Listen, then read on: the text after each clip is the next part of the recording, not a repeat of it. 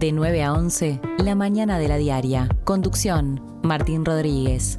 Producción, Mariana Cianelli. La Mañana de la Diaria.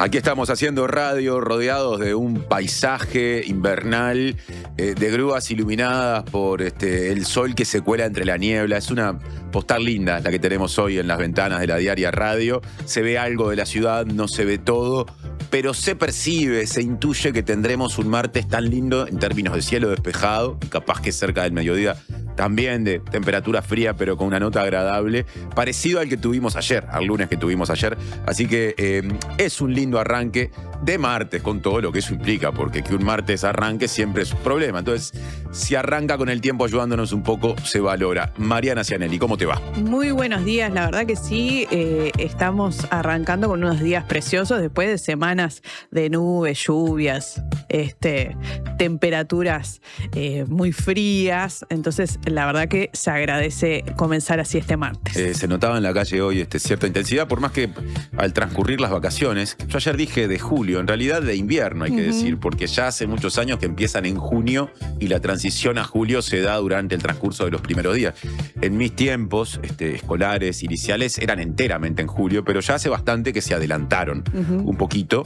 Nunca entendí muy bien a qué representa, si tiene que ver con esa variable de la salud también que pesa en que existan estas vacaciones, ¿no? Porque es una forma también de evitar las concentraciones de niños y niñas en las aulas en momentos de mucha circulación viral, por ejemplo. De mocos y fiebres. Exacto, exactamente. Y bueno, y eso abre toda otra serie de posibilidades. Por ejemplo, la enorme cartelera artística con propuestas infantiles, en algunos casos también juveniles que hay por estos días. Recomiendo especialmente, aunque sea tarde, y algo se habló la semana pasada, todos los contenidos al respecto de esa cartelera que publicó la Diaria en su edición de fin de semana, en papel por lo menos varias páginas con una cantidad de cosas para hacer. Sí, ¿no? sí, hay de todo para hacer. La verdad que se pone muy lindo que estén las vacaciones en ese sentido, con tanto para elegir. Tenés para elegir. Tengo entonces. para elegir, estoy contenta. Tenés demandas porque, a ver, la elección puede ser de padres, madres, pero también puede haber pedido. Yo quiero ir a ver tal cosa. Todavía no llegamos a eso, entonces puedo direccionarlo. Mirá el poder que tenés, ¿no? Por ahora puedo, pero todavía no llegamos a eso. ¿De qué edades hablamos? 3 años. 3 años, 3 claro, años, claro. Todavía no lee la Diaria todavía. Exacto. Bien.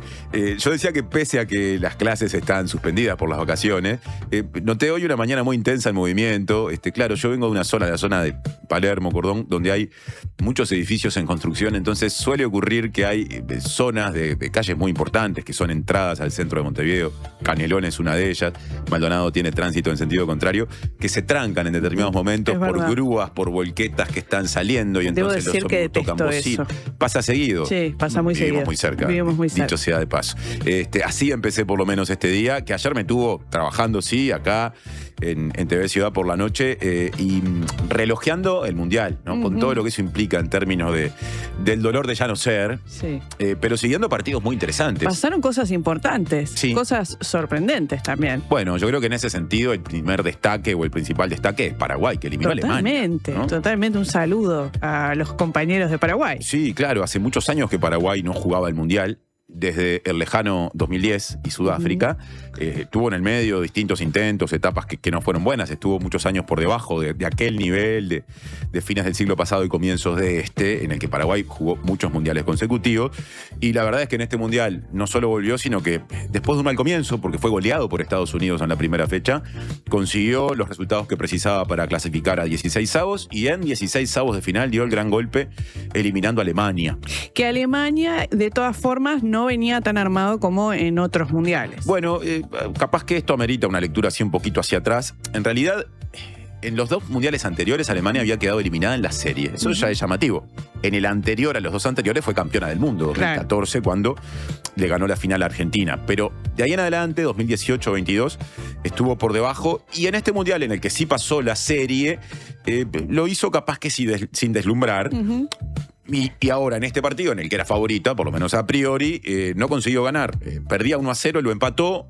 tuvo alguna situación para darlo vuelta, no lo consiguió y finalmente por penales y con gran actuación de su arquero se lo terminó llevando Paraguay. Pero también hubo otros partidos. Brasil, por ejemplo, que le ganó a Japón. Sí. Y después Marruecos. Marruecos, que fue la gran revelación También del Mundial pasado, clasificó por penales después de empatarle en la hora a Países Bajos, antes diríamos o decíamos Holanda, y confirmó que es una selección que en este tiempo está para cosas importantes. Países Bajos venía levantando, es un país con una gran tradición futbolera y seguramente con ventajas organizativas y de recursos con respecto a Marruecos, pero no pudo con una de las selecciones que también se ha instalado en los últimos años en los primeros lugares, que fue cuarta en el Mundial anterior y que va a ser coorganizadora del Mundial próximo, porque Marruecos junto con España y Portugal va a organizar el 2030 en el que nos van a tirar algún partido junto con Argentina y Paraguay. Mundial muy raro el que viene. Así que todo eso hubo en el Mundial, con por lo menos un par de victorias de quienes a priori no parecían favoritos o que se puede decir que en algunos aspectos son más débiles o dan ventajas,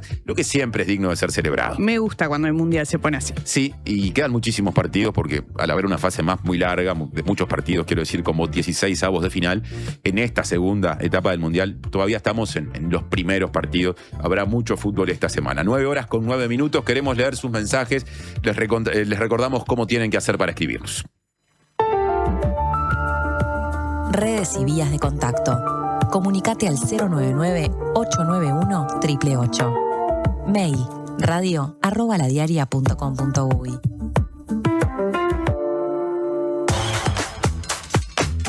Y de Paraguay a Paraguay, ¿cómo será estar en una delegación oficial este martes en Paraguay? Que si no me equivoco, su gobierno decretó feriado. Sí, por Twitter fue anunciado por el mandatario. Así ¿Por Santiago Peña? Sí, por Santiago Peña. Así que totalmente va a ser una jornada completamente atípica. Sí, hacemos estos comentarios porque en la portada de La Diaria, por otros motivos, se menciona a Paraguay como anfitrión de una nueva cumbre del Mercosur.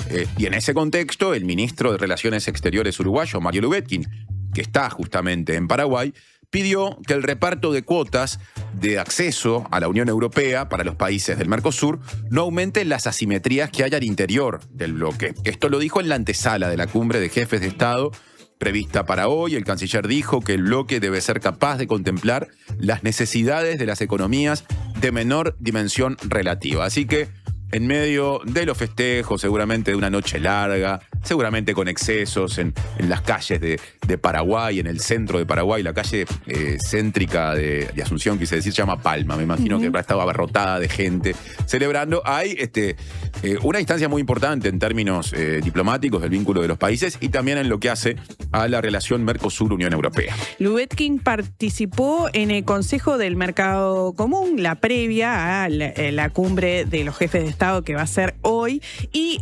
aseguró que durante la presidencia pro tempore que va a asumir Uruguay se va a trabajar para maximizar los beneficios derivados del acuerdo con la Unión Europea.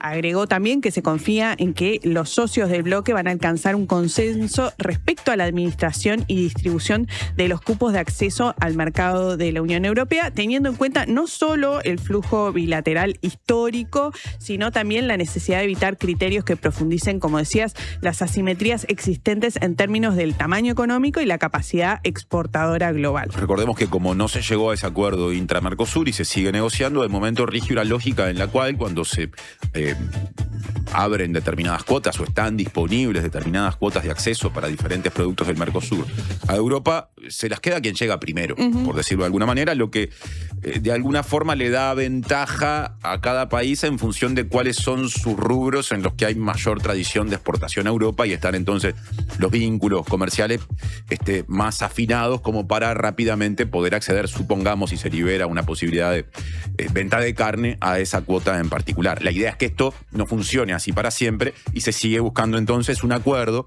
que, como nos lo dijo el ministro Lubetkin cuando estuvo por acá hace capaz que un mes, más o menos, parte o se buscará con países que parten por lo menos de 3 grandes posiciones.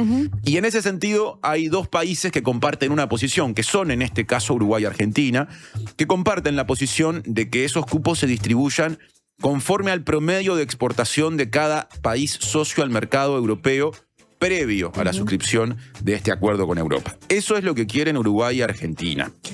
En el caso de Paraguay, que es el socio menor en términos comerciales, claro, plantea algo que significaría una mejora de su situación porque plantea que haya un reparto equitativo de 25% entre los 4 países, ¿no? Proporcionalmente sería un enorme salto para un país como Paraguay.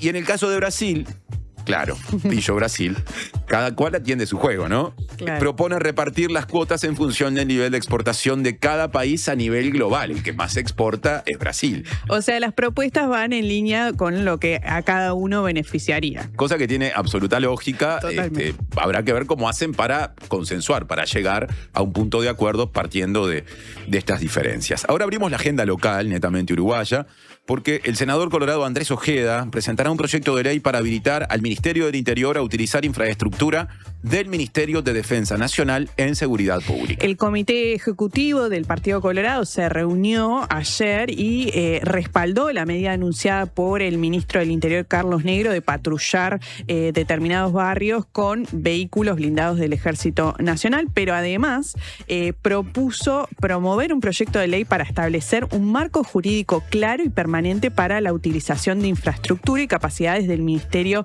de Defensa Nacional en apoyo a la seguridad interna. Esto vendría a ser un paso más que lo que habilitó de alguna manera el gobierno con el préstamo de estos vehículos al Ministerio del Interior. Esta propuesta de Ojeda contrasta con lo que dijo por lo menos el viernes Carlos Negro, el ministro del Interior, cuando descartó que la medida dispuesta por el gobierno de usar vehículos militares para tareas de patrullaje precise que se apruebe una ley. Sin embargo, Ojeda dijo que considera necesario un proyecto de ley para darle certeza al Ministerio de Defensa Nacional y eventualmente al personal militar. También Ojeda destacó que hay mucho más que estos vehículos que se puede utilizar sin necesidad de utilizar militares o militarizar ninguna guerra contra el narco. Les contamos que hoy el gobierno debe fijar las nuevas tarifas de los combustibles.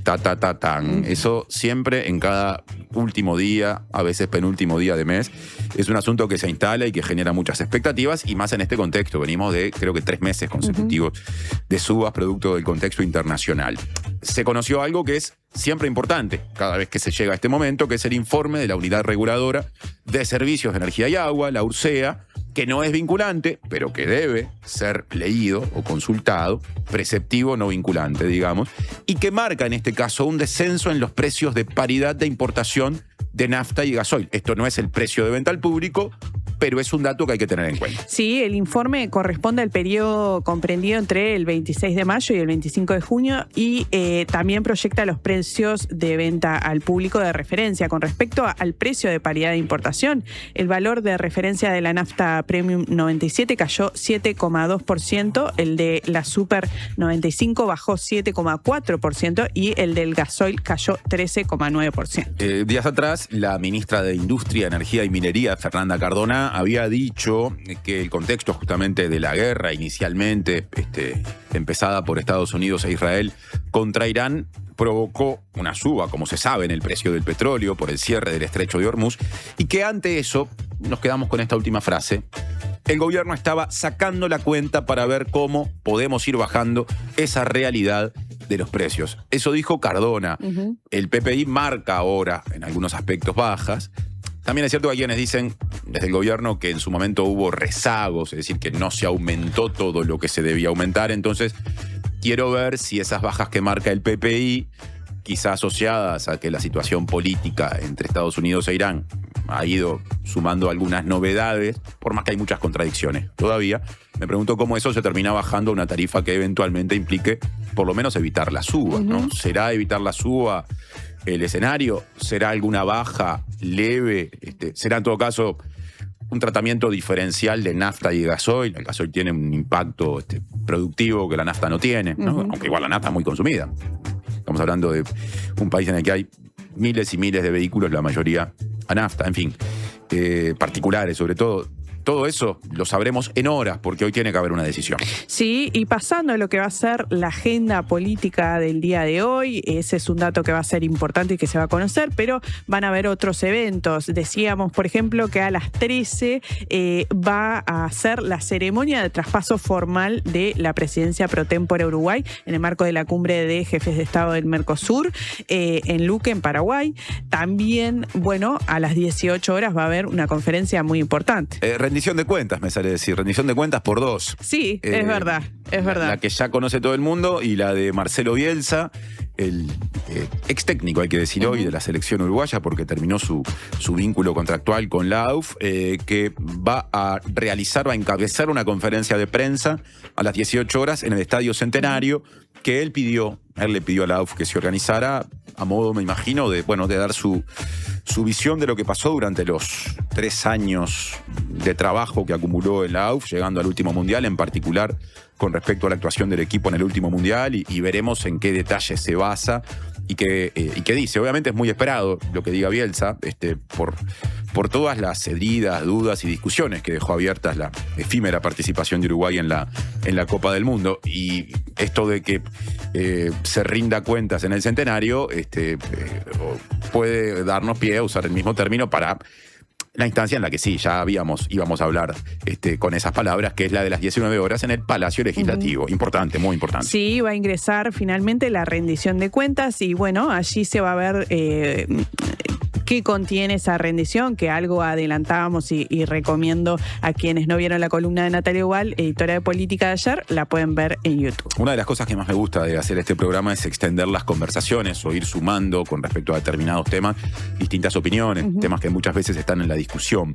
Volveremos a hablar de transporte hoy, de transporte de carga, pero con quienes son las personas asalariadas de ese sector, porque en instantes estará en la primera entrevista del día Eduardo Aguirre, que es el subsecretario general del Sindicato Único del Transporte de Carga y Ramas Afines, el SUTCRA, afiliado al PIT-CNT, que dará la visión del sindicato sobre, por ejemplo, la implementación de la guía electrónica de carga, pero también otras discusiones.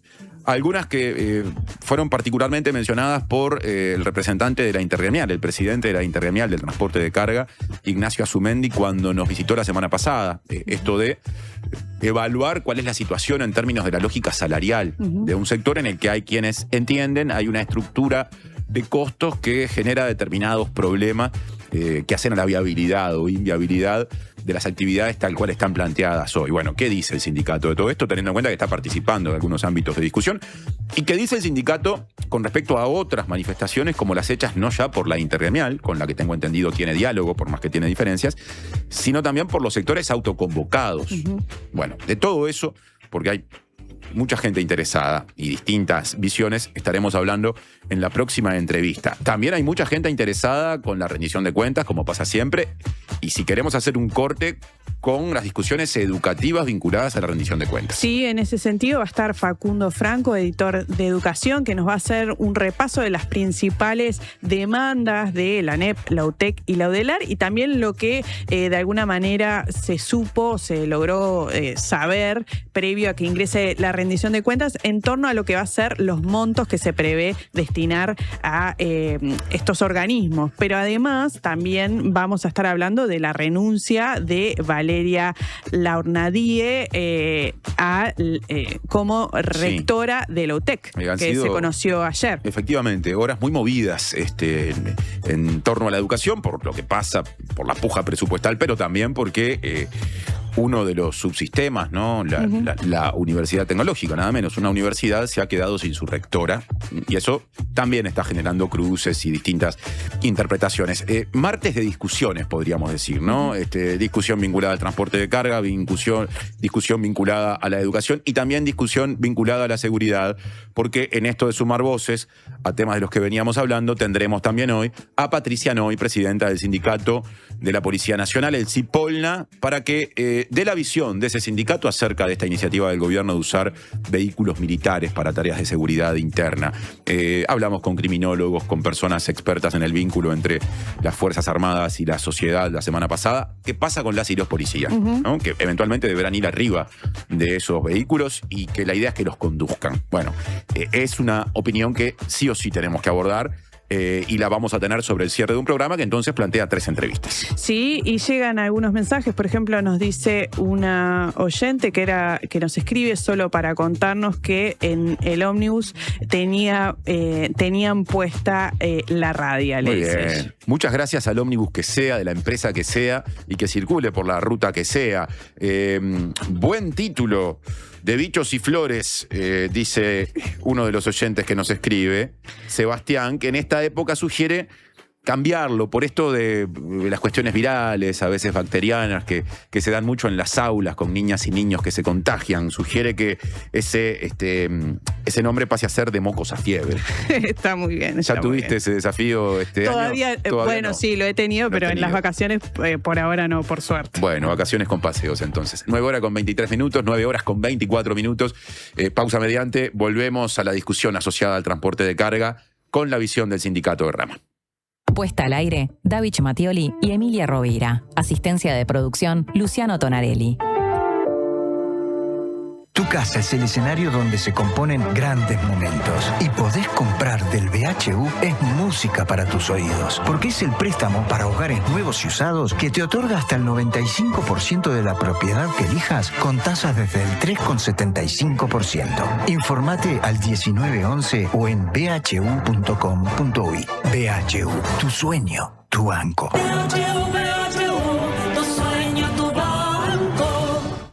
Chacra La Martina, donde todo lo bueno sucede. Eventos, celebraciones sociales, empresariales, restaurante y salón de té. Además, hospedaje con ricos desayunos de campo a 20 minutos del centro. La Martina, al oeste de la ciudad. Seguinos en redes. Prevení problemas de audición. Evita usar auriculares a volumen alto por tiempo prolongado. Alterna con otros dispositivos. Prevení. Preasociate a la Española. 1920-1234 o preasociate.com. Que no te dé lo mismo a quién llamar cuando te quedas sin gas.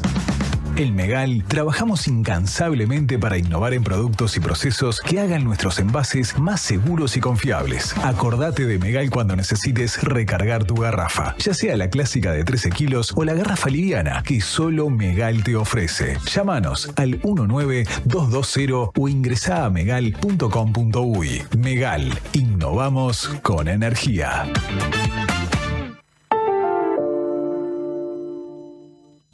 La Mojigata presenta a Los Inadaptados con Relaciones, junto a invitadas e invitados de gran porte, que ojalá se porten a la altura de las circunstancias. Quedan ustedes descubrir quiénes son los inadaptados, quiénes son las relaciones y cuál es la mojigata. Sala Adelarreta del Sodre. Miércoles 22 de julio. Pórtense bien. Entradas en Ticantel, Montevideo Music Group. En la edición de junio de Le Monde Diplomatique Uruguay, el plan de Estados Unidos para la inteligencia artificial que preocupa al Vaticano. En el mundo, la crisis de la izquierda y el auge del Islam en Indonesia, el naufragio maliense y la revancha argelina. Tras el Brexit, ¿se unirán las Irlandas? En la región, Perú vuelve a partirse en dos, un nuevo cerco indio en Bolivia y las conquistas y reveses del gobierno de Petro impactan en la segunda vuelta en Colombia. Además, la incidencia de Israel en la política de Alemania y de Eslovenia con el marco de la limpieza étnica en Palestina. Suscríbete en lemond.uy y recíbelo en tu casa. Le Monde Diplomatique, la diaria. ¿Sabías que no toda el agua que tomás está realmente limpia? En Clearwater, nosotros mantenemos tu equipo para que vos te ocupes de cuidar a los tuyos. Escribinos al WhatsApp 097-474-387 con la palabra radio. Presenta Universidad Católica del Uruguay. Creamos futuros.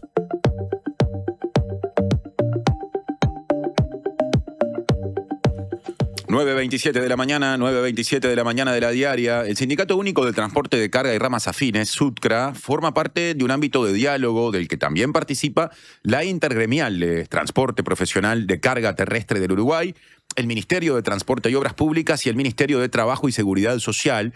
Y en este ámbito se abordan, por un lado, la lógica salarial de un sector en el que son frecuentes la informalidad, la evasión y los acuerdos que incumplen laudos y condiciones, y por el otro, el proceso de instrumentación de la guía electrónica de carga. Así que esos dos temas están siendo discutidos.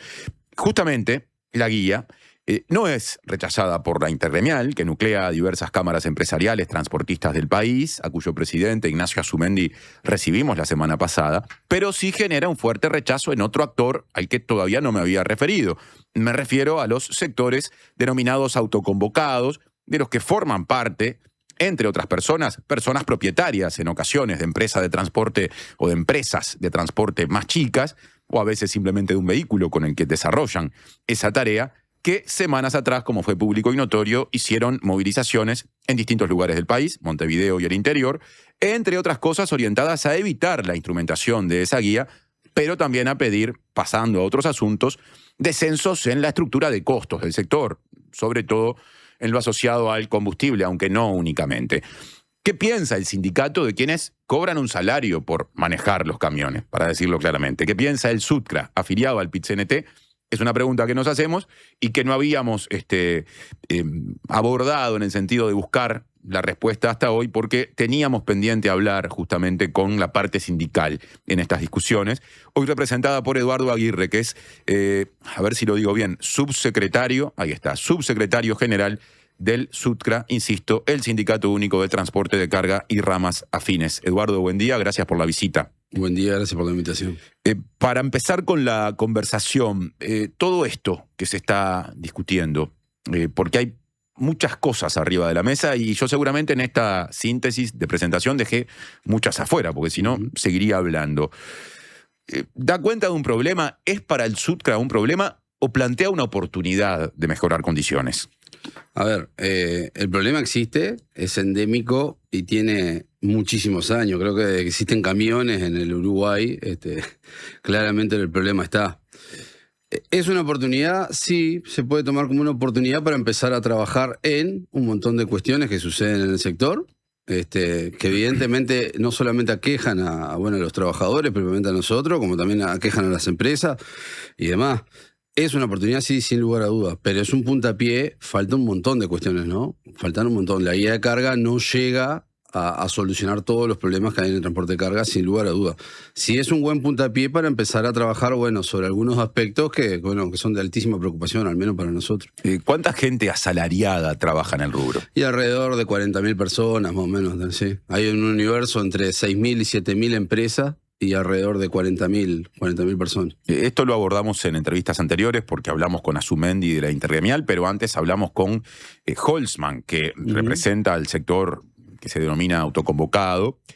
Y una de las cosas que emerge es que hay una gran diversidad de situaciones, empresas muy grandes, empresas que son subcontratadas a veces por las grandes, que manejan determinados niveles de contrato ya a un nivel muy importante para lo que es el mercado, y otras más chicas, algunas vinculadas a rubros, en particular desde el sector autoconvocado, se dice tener una sintonía muy fuerte o cierta representatividad de empresas más chicas, a veces familiares, vinculadas sobre todo al transporte de granos. Entonces ahí se genera un vínculo con algunos sectores productivos del mundo agropecuario, ¿no? Uruguayo. Cuando hablas de 40.000 personas, son 40.000 personas que trabajan en toda esa diversidad. Exacto. ¿Y qué pasa con la sindicalización ahí? ¿Qué representatividad tienen ustedes? Bueno, en realidad la sindicalización se da más que nada en empresas que son más grandes, ¿no? En las empresas más grandes donde están, porque es una realidad, como decís tú, en el universo del transporte en general, si hablamos de choferes, estamos hablando de que el promedio debe andar entre 3 y 4 choferes por empresa, en promedio. Cuando yo te hablo de 40.000 personas, no solamente hablo de choferes, ¿no? Hablo de transporte en general. Pero bueno, sí, la sindicalización se da generalmente en empresas más grandes, en las empresas donde hay, trabajador mano a mano con el patrón, por decirlo de alguna forma, o el dueño de la unidad, mucho más complejo, ¿no? Y también es donde se generan mayores cantidades de vicios en cuanto de las dos partes, que llevan a todo esto que terminó siendo esta bola de nieve, ¿no? Que toda la problemática que existe en el sector. Dijiste que entre las grandes y las pequeñas, el promedio da 3-4 personas por empresa. Una empresa grande, ¿cuánta gente puede llegar a tener trabajando, manejando? Y acá hay empresas que tienen más de 100 camiones, 100 y pico camiones, 200 camiones. ¿Y en personas cuánto es eso? Y multiplicar, por ejemplo, entre 1 o 2 choferes por camión, porque más que nada se dan en el sector forestal, donde hay empresas más grandes que la mayoría trabajan a doble chofer. Estamos hablando que a veces pueden llegar a tener cerca de 500 empleados en algunos de los casos, sin lugar a dudas. Y después tenemos claramente la otra parte, que es el trabajador, que capaz que ni siquiera es asalariado,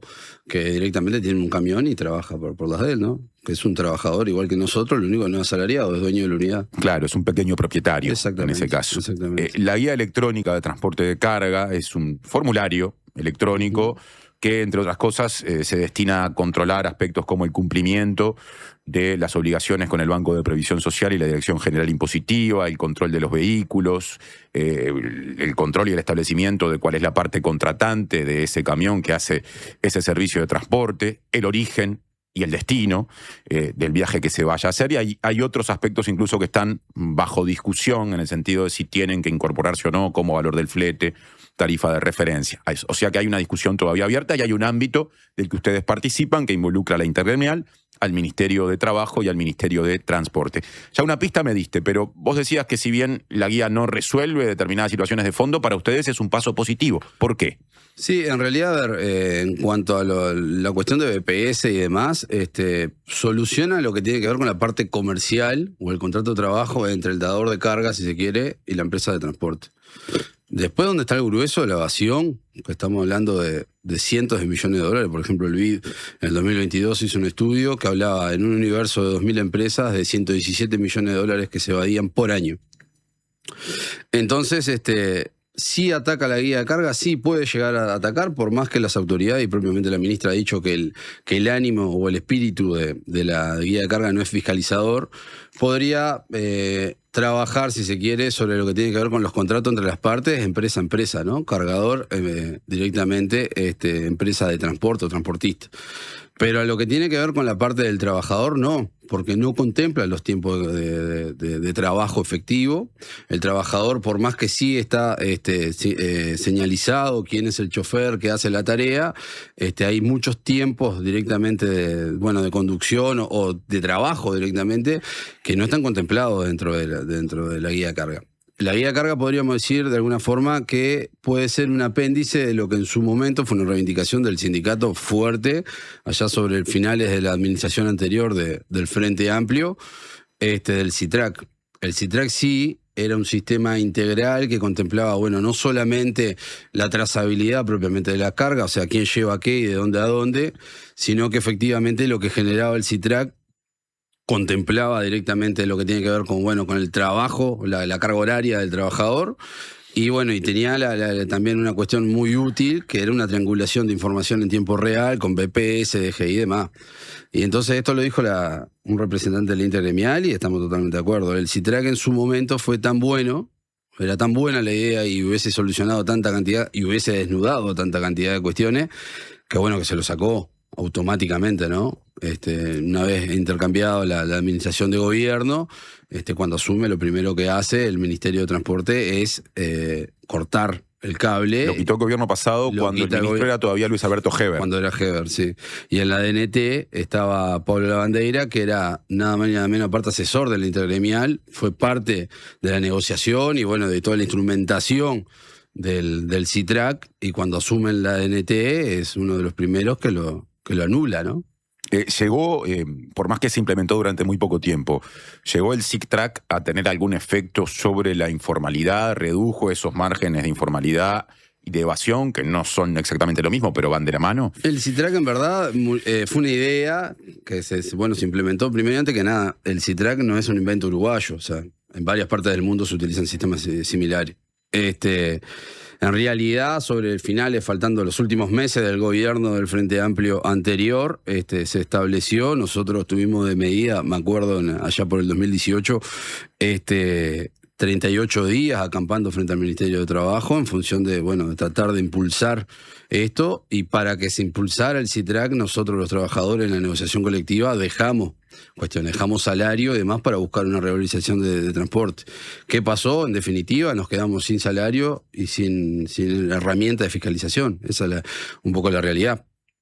Entonces fue como muy prematuro, se largó sobre finales del gobierno del Frente Amplio, se instrumentó un decreto, se fue a poner en funcionamiento, creo que se llegó a implementar a nivel piloto muy brevemente, y después automáticamente, ni bien hubiera un cambio de autoridades, se lo dio de baja. Vos me decías, la guía electrónica de carga es positiva, pero no es suficiente o no resuelve cuestiones más de fondo que, por ejemplo, la instrumentación plena del CITRAC hubiera resuelto. Del otro lado, la Intergremial, a cuyo presidente, como te decía, entrevistamos la semana pasada, dice: no estamos en contra de la guía, pero la podemos aceptar con determinadas condiciones. Y cuando en la entrevista con Ignacio Azumendi, abrimos esa puerta, él nos dijo: no debe ser costosa, no debe ser burocrática o generar más burocracia, pero además, e hizo especial hincapié en esto, en la discusión hay que involucrar la cuestión salarial, dijo, porque si bien hay un laudo, entiende la intergremial, que es por hora, el hecho de que no se controlen los tiempos de espera en los lugares de acopio, a veces en el puerto, a veces en establecimientos rurales, en silos, hace difícil la cotización, esto impacta en los costos del sector y en su viabilidad, y termina generando formas de pago que incumplen la normativa, como algunas que detalló se instrumentan. Entonces, acá nos metemos en otro aspecto sensible, porque es nada menos que el salario de quienes trabajan en el sector, o sea, ustedes, y hay una mesa que los tiene sentados con la intergremial y los dos ministerios, evaluando esto.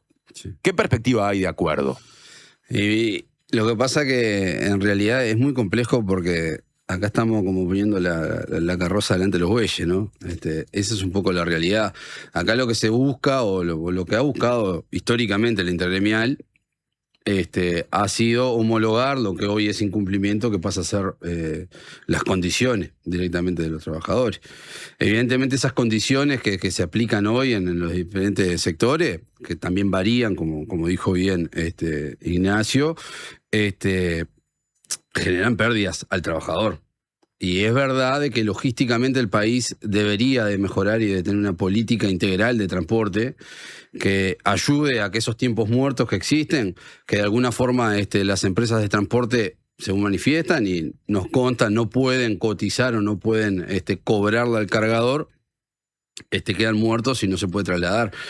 Pero en realidad la problemática que hay de fondo, o qué tan lejos estamos, si se quiere, es, bueno, justamente hay ciertos criterios que son totalmente, no solamente en términos salariales y económicos que tengan un impacto, sino que tienen ciertas formas de trabajo y de remuneración, tienen un impacto directo en lo que tiene que ver con la salud, ¿no? Y con la seguridad. Yo, por tirarte unos datos, desde enero a esta parte, hubieron, estos son datos que nosotros, a través de Trascendido de Prensa, más lo que los compañeros nosotros nos van acercando, hemos podido de alguna forma ir llegando.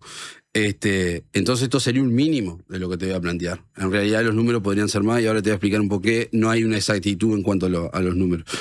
Según lo que nosotros hemos podido constatar, hubieron de enero a esta parte 81 accidentes, ¿tá? Con 56 lesionados, 32 personas muertas, de las cuales 11 son choferes.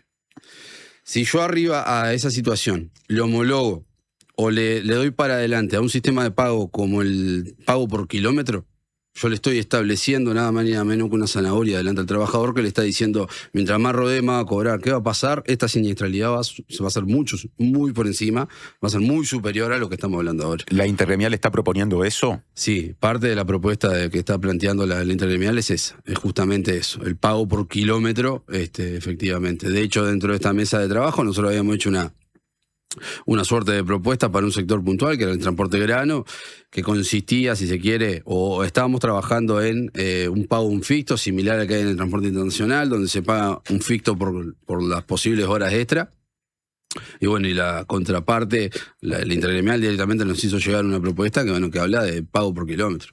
Para nosotros es una locura. O sea, de vuelta, si estamos hablando de que en 6 meses que vamos del año tenemos solamente choferes, y que nosotros pudimos contratar 11 fallecidos, estamos en un promedio altísimo de fallecimiento en el sector. Es una locura. Estamos hablando que estamos naturalizando de que se nos estén muriendo alrededor de 2 o 3 compañeros por mes. Esa es una realidad. Entonces, ¿estamos lejos? Sí, la verdad sí, estamos lejos. Y porque a nosotros no nos preocupa solamente, claramente, y desde nuestra visión, la parte comercial, que sí le hace, porque a nosotros, a ver, y esto tiene que entenderse, cuando nosotros hablamos de las trazabilidades o demás cuestiones, voy a poner el ejemplo del agro. La trazabilidad en el agro es full, ¿no? Nosotros agarramos una cabeza de ganado y sabemos qué comió, tiene cédula, tiene todo, sabemos todo, toda la trazabilidad entera. ¿Se fundió el agro? No. ¿La productividad en el agro creció? Sí. Ha ido batiendo récord durante años consecutivos. Entonces nosotros decimos de vuelta, la trazabilidad en este caso puntual y la guía de carga de vuelta, y hay un temor que hay enorme que tiene que ver con lo salarial y demás. No viene la guía de carga a generar fiscalizaciones en términos del ámbito laboral. Y ese creo que es el gran temor que se logró trasladar, más que nada de los grandes cargadores hacia abajo, y esto, por eso la movilización de esta gente. De los autoconvocados, ¿y vos? Autoconvocados, con lo que tiene que ver con aquellos que son trabajadores independientes, ¿no? Que tienen su propio camión o que tienen 1 o 2 camiones. Le trasladaron ese temor de que vos, si te fiscalizan, te va a fundir. Eso no es así. Es interesante lo que decís, porque en realidad la intergremial, que supongo involucra a esas empresas o cámaras que representan a esas empresas más grandes, no se moviliza junto con los autoconvocados, por lo menos de manera oficial. Pero vos decís que hubo igual una polea de transmisión. Sí, claro. A ver, la intergremial lo que ha hecho de alguna forma es, bueno, se desmarcó en gran parte de la jugada, eso es una realidad, no acompañó, sí liberó a sus socios, a quienes entendieran, los liberó a ser partícipes de. Pero de alguna forma, y esto lo digo yo personalmente, en realidad está jugando como a 2 puntas. Porque en realidad yo no acompaño esto, pero sí la reivindicación y llegado el momento está sosteniendo ciertos mismos discursos, al menos, o intencionalidades en función de lo mismo, ¿no? Ahora, para redondear esta parte, sí. En definitiva, si ustedes siguen reivindicando el derecho a cobrar por hora y la intergremial quiere pagar por kilómetro, ¿hay un punto de intersección posible? ¿De ceder en algo para buscar una fórmula intermedia o estamos hablando de idiomas totalmente distintos? Y como te digo, nosotros, por ejemplo, en la propuesta que se le hizo a la intergremial en un principio para bichar el tema del transporte de grano, se hizo una propuesta que no contempla el 100% del trabajo. O sea, ya de alguna forma los trabajadores, y de vuelta, y esto tiene que quedar claro, por la guía de carga, que no nos significa a nosotros un cambio sustancial, porque la realidad no es que la guía de carga al trabajador va a tener un impacto directo al trabajador, no, tiene más que ver con una cuestión comercial entre empresas, esa es la realidad. Nosotros ya arrimamos de alguna forma una posibilidad de, bueno, un camino para ir viendo, bueno, y se ve que por parte del intergremial no fue contemplado. No, ¿fue rechazado eso? No nos dijeron que no. Ajá. Cuando tuvieron que hacer una propuesta no siguieron el camino, no siguieron ese camino de discusión, no lo tomaron y hicieron una propuesta totalmente distinta. Lo que nosotros de vuelta, para nosotros es muy difícil poder establecer algunos mecanismos de pago o mecanismos de remuneración directamente en ciertos sectores, porque primero, o son injustos en cuanto a lo que tiene que ver con la carga horaria del trabajador y lo que efectivamente va a percibir, o directamente atentan contra la seguridad, no solamente del chofer, vamos a entendernos, y esto era un poco el dato que te quería comentar.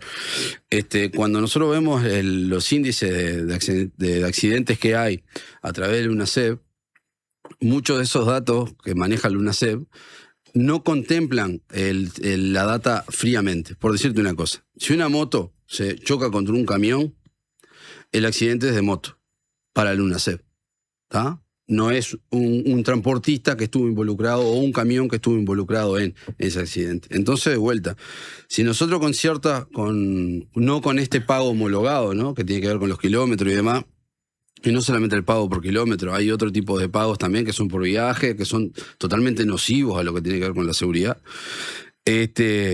O lo homologamos hoy, la problemática va a ser mayor, porque aparte hay otra cuestión no menor también. La propia gremial y la patronal ya plantea de que incumpliendo y con los sistemas de pago que existen dentro del sector, hay una competencia desleal feroz que está siendo insostenible a las empresas de transporte. Entonces yo homologar eso que ya te está trayendo el problema a vos no va a ser una solución, claramente. Simplemente lo único que estoy haciendo es homologar una parte salarial, pero no estoy atacando el problema de fondo que tiene que ver con los tiempos muertos de la actividad, que ese es un tema y creo que un desafío logístico que el Uruguay debería de tener hoy, y deberían de trabajar quienes corresponden, primero las autoridades y después, bueno, obviamente los diferentes actores que estamos a la vuelta. Antes de ir a una pausa para después retomar un par de cosas. En la Comisión de Transporte y Obras Públicas del Senado, el SUTCRA planteó que una persona que conduce un camión y que trabaja jornadas de aproximadamente 12 horas debería cobrar, interpreto que si se aplica el laudo salarial, entre 105.000 pesos y 115.000 pesos, y sin embargo los datos del BPS muestran que el salario promedio es de 46.700 pesos. Sí. ¿Cómo se explica eso? Tiene que ver con cosas de las que veníamos hablando, pero sí, pues es algo que rompe los ojos si es que los números fueran esos, ¿no? Sí, en realidad estos números se arrojan directamente de BPS, ¿no? Entonces no son números que nosotros inventamos, eso es una realidad, se arroja del promedio de aporte que hay. barra cantidad de trabajadores que hay en el sector. Eso es la realidad del sector. Si un trabajador del transporte que cobra 1.900 pesos nominales, hay que tomar en cuenta eso, un chofer de la categoría más alta que hay en el sector, no llega a ganar 200 pesos la hora. Eso lo tenemos que tener claro, porque siempre hay un mito de como que el chofer gana bien. No, el chofer labura muchísimo y no se le paga el 100% de trabajo. Esa es la realidad del trabajador de transporte. Y los números son reales. Y tengo una cuestión más todavía. Si nosotros vamos al mínimo que se establece, porque en el sector existe un mínimo que es la masa salarial, hay dos tipos de masa salarial. Una anda alrededor de los 44.000 pesos y la otra cerca de los 50. Y eso no contempla los viáticos, que son, por decir alguna cuestión, entre apito y flauta, por decirlo así, 10.000 pesos más. ¿Tá? Ya solamente con el mínimo establecido y el promedio que hay en BPS por los aportes, ya estamos abajo, ¿no? ¿Estamos de acuerdo? 50 y pico de mil pesos debería de ser el mínimo que debería de cobrar un chofer. Y en realidad los aportes están totalmente por debajo de lo que es el mínimo. Cuando abordamos estos asuntos con Azumendi, él asumió que hay un alto porcentaje de vínculos laborales que se terminan resolviendo mediante fórmulas que no son o que no están alineadas con lo que dice el laudo, ¿no? Adecuaciones, en fin, en algún caso se podrá usar alguna palabra ya más asociada a lo que es la informalidad. Pero bueno, me pregunto si ahí el sindicato no hace algún tipo de autocrítica en el sentido de que eso se acepta, porque Azumendi acá me dijo a mí que 80-90% de los vínculos tienen esa característica. Entonces, ¿ustedes hacen alguna autocrítica? Es decir, ¿cómo se ha ido aceptando eso con los años? Y como te decía al principio, es una cuestión medio endémica, ¿no? Y son vicios que directamente se han generado históricamente. Hay una cuestión menor, y como te decía yo, al principio también, si un trabajador está mano a mano directamente con un patrón, es muy difícil que el trabajador se quiera afiliar al sindicato o que reivindique ciertas cuestiones por el temor que implica perder el trabajo. Eso pasa en muchos rubros de actividad, ¿no? Muchísimos rubros. El comercio es un ejemplo cantado. Es un clarísimo ejemplo. Y acá estamos en una situación muy, muy similar. Es muy similar. Y si le sumamos a eso de que, por ejemplo, en el interior del país las fuentes de trabajo no abundan, esa es un poco la realidad, bueno, se genera una cadena directamente de que, bueno, siempre el eslabón más débil termina siendo el trabajador, ¿no? De vuelta, este traslado, si se quiere, de mecanismos de pago y demás, no fueron un invento de los trabajadores asalariados. Esto es una cuestión que se ha trasladado desde los grandes cargadores hacia abajo, y lo primero que hace aquel patrón de transporte directamente es hacerte socio, más que nada, en lo que tenga que ver con pérdida. ¿Y qué pasa con razonamientos como los que dicen, ojo que hay algunos sectores de actividad, por ejemplo los granos, a los que tampoco se les puede pasar una cuenta por transporte muy alta porque no fijan precios, porque los precios los fija el mercado internacional? Entonces eso pone un techo en la actividad y en cómo se tienen que ordenar las distintas tarifas en todas las cadenas, las intermediaciones que hay. ¿Ustedes le dan importancia a ese razonamiento? Sí, claro que sí, claro que sí. A ver, nosotros no escapamos a las realidades de lo que implica, y nosotros estamos de alguna forma dispuestos a caminar sobre ciertas cuestiones que impliquen sectorizar, si se quiere, las condiciones de trabajo. Estamos totalmente de acuerdo. Lo que pasa que no puede ser tan a cara de perro que hoy se le diga al trabajador, bueno, tenés que dejar esto, cuando estamos hablando de condiciones paupérrimas. Estamos hablando de un trabajador de transporte que el agua que toma la tiene que pagar él. Para bañarse se lo tiene que pagar él. Y ese tipo, si le cumplen el laudo, cobra 1.900 pesos por 8 horas, si le cumplen el laudo, que la mayoría no lo hacen. Esa es la realidad, y es verdad. Estamos por encima del 90%, me animo a decir yo, de incumplimiento. Esa sectorización, ¿no? No existe hoy esto de que el transporte de determinadas cargas puede haber condiciones distintas, tarifas diferentes y por ende laudos distintos. No, en realidad no hay. Lo que hay son algunas cuestiones muy particulares. Por ejemplo, el transporte de Hacienda sí lo tiene. El transporte de Hacienda sí tiene habilitado. Eso es ganado. El ganado, el transporte de Hacienda sí tiene un pago que es por kilómetro inclusive. O sea, ahí sí ya está homologado. Eso está homologado ya desde el 2008 creo que es, 2010. Está homologado y genera otras condiciones. Por ejemplo, y en el puerto acá de Montevideo también hay los tiempos de simple presencia, tienen otra diferencial para con los tiempos de simple presencia en general. Pero como que el laudo sacando el transporte de Hacienda, no hay una cuestión aparte de. Son las 9:53. Estamos conociendo la opinión del sindicato de quienes manejan los camiones con respecto a estas discusiones que están planteadas hace semanas acerca del transporte de carga carretero en Uruguay. Hacemos una pausa y volvemos con la segunda parte de la entrevista. presentó Universidad Católica del Uruguay. Creamos futuros. Tenemos una buena noticia. Si tu cédula termina en 6, podés afiliarte a Médica Uruguaya a través de FONASA. Elegir Médica Uruguaya es optar por un sistema de salud que evoluciona con tecnología y un equipo médico de primer nivel comprometido con la salud de los uruguayos. La salud que avanza es uruguaya. Médica Uruguaya. Por más información, comunícate al 2487-4950.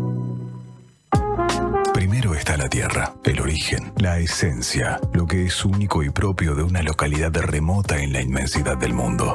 Después, la tradición y la historia, lo que cuentan los que entienden de los ciclos y tiempos de la naturaleza. Al final está el cuidado y el respeto por todo ese recorrido. 6 Montes, cafés del mundo tostados en Uruguay. Te esperamos en nuestra tienda en Rivera 2208, esquina Polié, o en la web. Siempre hay una librería cerca tuyo y la mejor forma de cuidarla es comprando ahí tus libros.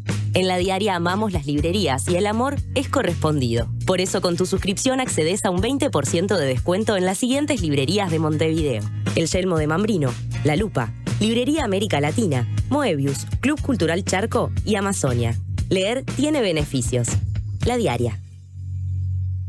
Nuestro periodismo hecho radio. 97.9. La Diaria Radio. Estas vacaciones de invierno, ir al Solís es un gol. 7 espectáculos para divertirte y disfrutar en el Teatro Solís. 1930, Misión Futuro de Ruperto Rock and Roll, Las 4 estaciones de Vivaldi, Alfombras mágicas y las bichipelotas, La máquina del tiempo, Agua, El faro del fin del mundo y Alfombras mágicas de paseo. Del 27 de junio al 12 de julio. Entradas en venta en Ticantel y boletería del teatro. Teatro Solís, Intendencia de Montevideo. Tómate unos segundos y pensá en qué momento de tu vida estabas cuando el técnico tiró un cabezazo por instinto mirando la pelota que no pudimos meterle a Senegal en el 2002.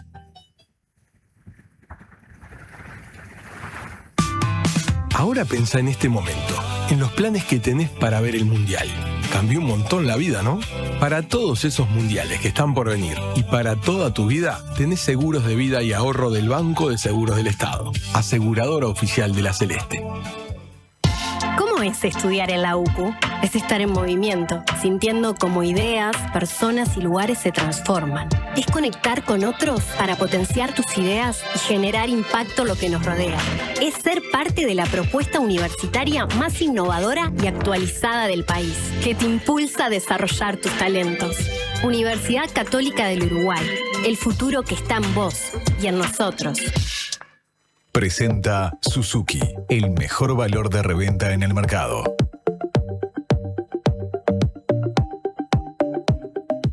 ...9:56, último tramo de la entrevista con el subsecretario general del SUTCRA para conocer la opinión justamente sindical vinculada al transporte de carga acerca de discusiones que están todavía abiertas. Hablamos mucho de la forma de pagar por el trabajo, de la aspiración del sindicato en el sentido de que capaz que con alguna variante se mantenga una lógica que reconozca las horas trabajadas y de lo que plantea la intergremial de ir hacia un sistema por kilómetro. En el medio queda la cuestión del descanso, que fue aludida lateralmente, pero capaz que no centralmente. Hoy, ¿cómo resuelve el descanso una persona que tiene de repente que hacer un viaje de los más largos, internacionales? En el caso del transporte internacional tiene una particularidad. En transporte internacional el trabajador cobra 12 horas.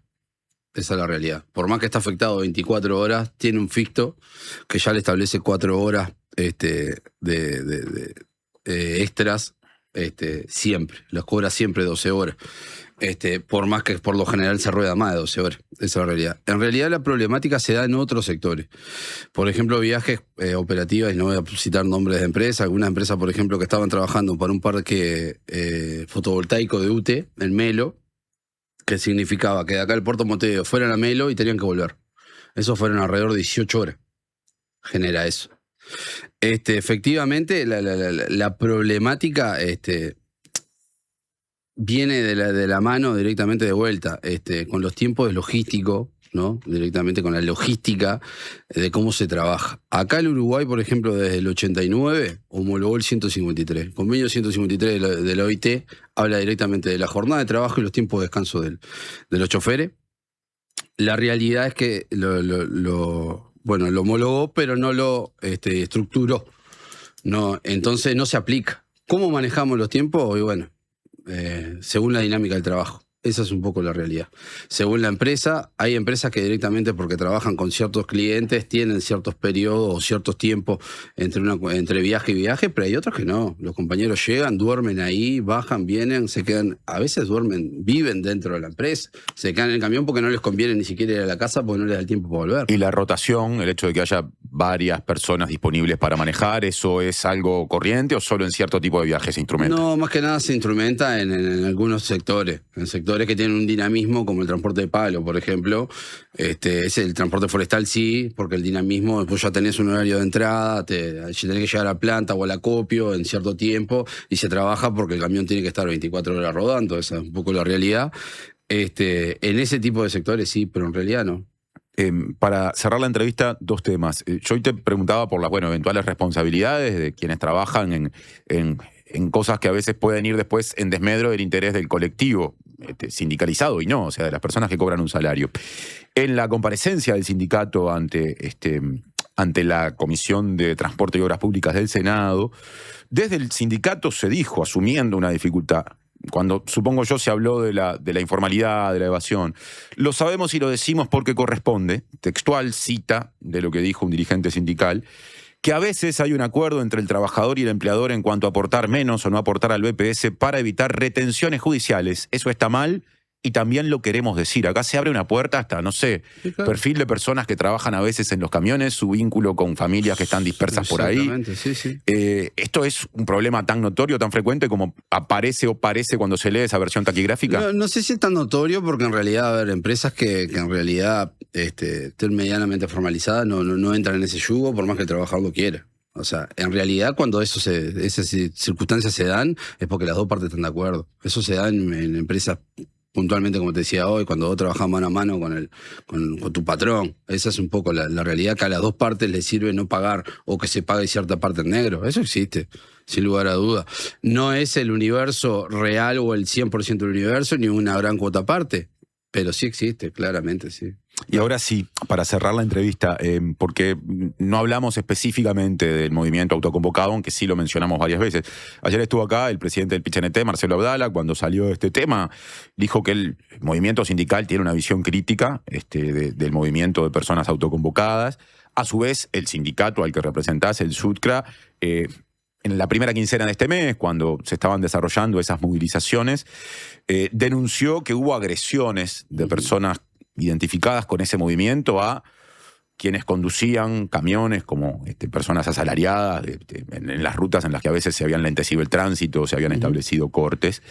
Y me pregunto, para empezar, ¿cómo siguió esa situación? ¿Cuál es el cuadro de situación hoy? ¿Esos eventos fueron puntuales? ¿Esos eventos o esos hechos se repitieron? ¿Qué nos puedes decir?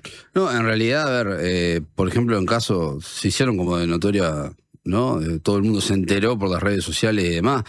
No hubieron solamente, no fueron hechos aislados, fue un mecanismo, fue una forma de movilizarse, ¿no? Fue una actitud de llevar puesto todo lo que hay a lo que sea, porque yo entiendo que es por ahí. ¿Ahí te referís a cortar rutas o enlentecer o te referís a No, la agresión, agredir? Nosotros, por ejemplo, y yo lo comenté en otra entrevista, una compañera que la agarraron en Paysandú. La compañera pidió pedir una estación que estaba a unas cuadras para poder hacer sus cuestiones, sus necesidades y demás, y poder pegarse un baño. No la quisieron dejar salir. La compañera llamó a la caminera. Cuando viene la caminera, logra irse y cuando se va la van a buscar más adelante y le entran a tirar cosas mientras va manejando el camión. Entonces digo, nosotros también, como trabajadores asalariados, cuando hemos reivindicado cuestiones, tomamos medidas que a veces distorsionan algunas cuestiones que tienen que ver con logística o trabajo directamente. Eso es una realidad, pero por las características del sector. Estamos hablando de camiones, no somos una fábrica. Entonces, por ende, es lógico que pase, pero nunca desde un lugar violento como ha pasado en esta ocasión. En esta ocasión se ha golpeado hasta de manera cobarde a choferes, se los ha golpeado de vuelta, y no solamente a choferes, se ha agredido a mujeres transportistas, se las ha agredido. Entonces, para nosotros lo que nos preocupa son varias cuestiones. Primero, si este va a ser el mecanismo de reivindicación. O sea, si de aquí en más la reivindicación es para ser escuchada, porque llamó la atención un montón para el gobierno, y nosotros venimos reivindicando esto hace más de 15 años, casi 20, me animo a decir, de que el sindicato viene reivindicando esto, y siempre de un lugar, por más de las afectaciones que podamos tener por las características del sector, siempre de un lugar pasivo. A nosotros en el gobierno anterior, cuando tomamos una medida en el puerto de Montevideo, nos mandaron a la policía y nos sacaron. Eso fue una realidad y pasó. Y resulta que esta gente viene violenta. Aparte son actores que se juntaron ahora, que no reconocen a nadie, no reconocen instituciones, no reconocen a nadie, vinieron, intercedieron en el medio, no les gustó, no les pareció, y con mucha información entre falsa y desconocimiento, ¿no?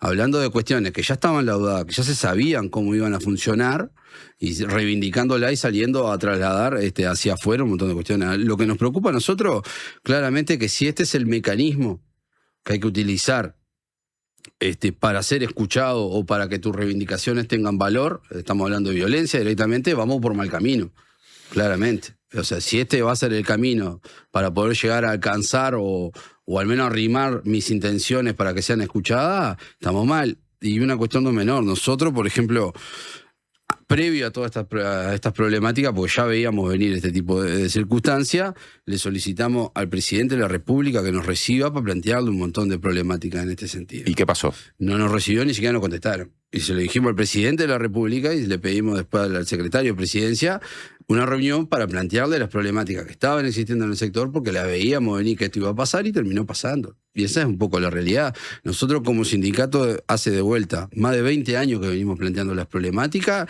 la evasión millonaria que hay en el sector, los problemas de seguridad, la cantidad de compañeros que se nos mueren por año y la naturalización que hay en la muerte de un chofer o la gente que muere en accidentes que para el común de la gente es tránsito, un accidente de tránsito, pero para nosotros son accidentes laborales. Entonces, de vuelta, si el mecanismo para que esas reivindicaciones que nosotros venimos trasladando o tratando de llevar adelante hace un montón de años es a través de la violencia, entendemos nosotros en primera instancia, no es lo que pretendemos, pero claramente no es la forma, ¿no? Estamos yendo mal, sin duda estamos yendo mal. Eduardo Aguirre, subsecretario general del SUTCRA, muchas gracias por la visita a la mañana de la diaria. No, muchas gracias a usted. Tiempo de pausa, ya repasaremos información y después nos meteremos en otras discusiones. Presupuesto educativo a través de la rendición de cuentas y opinión de uno de los sindicatos policiales, quizá el que tiene más masa afiliada, con respecto a los recursos para seguridad vinculados a la rendición de cuentas, pero sobre todo el uso de vehículos militares para tareas de patrullaje. Presentó Suzuki. Tu nuevo auto ya tiene un comprador. Llegó el yogur. Rico, cremoso, con 11 gramos de proteína y probióticos. Probá el yogur. En sus dos versiones, natural y sin azúcar. El yogur griego más uruguayo es de Conaprole.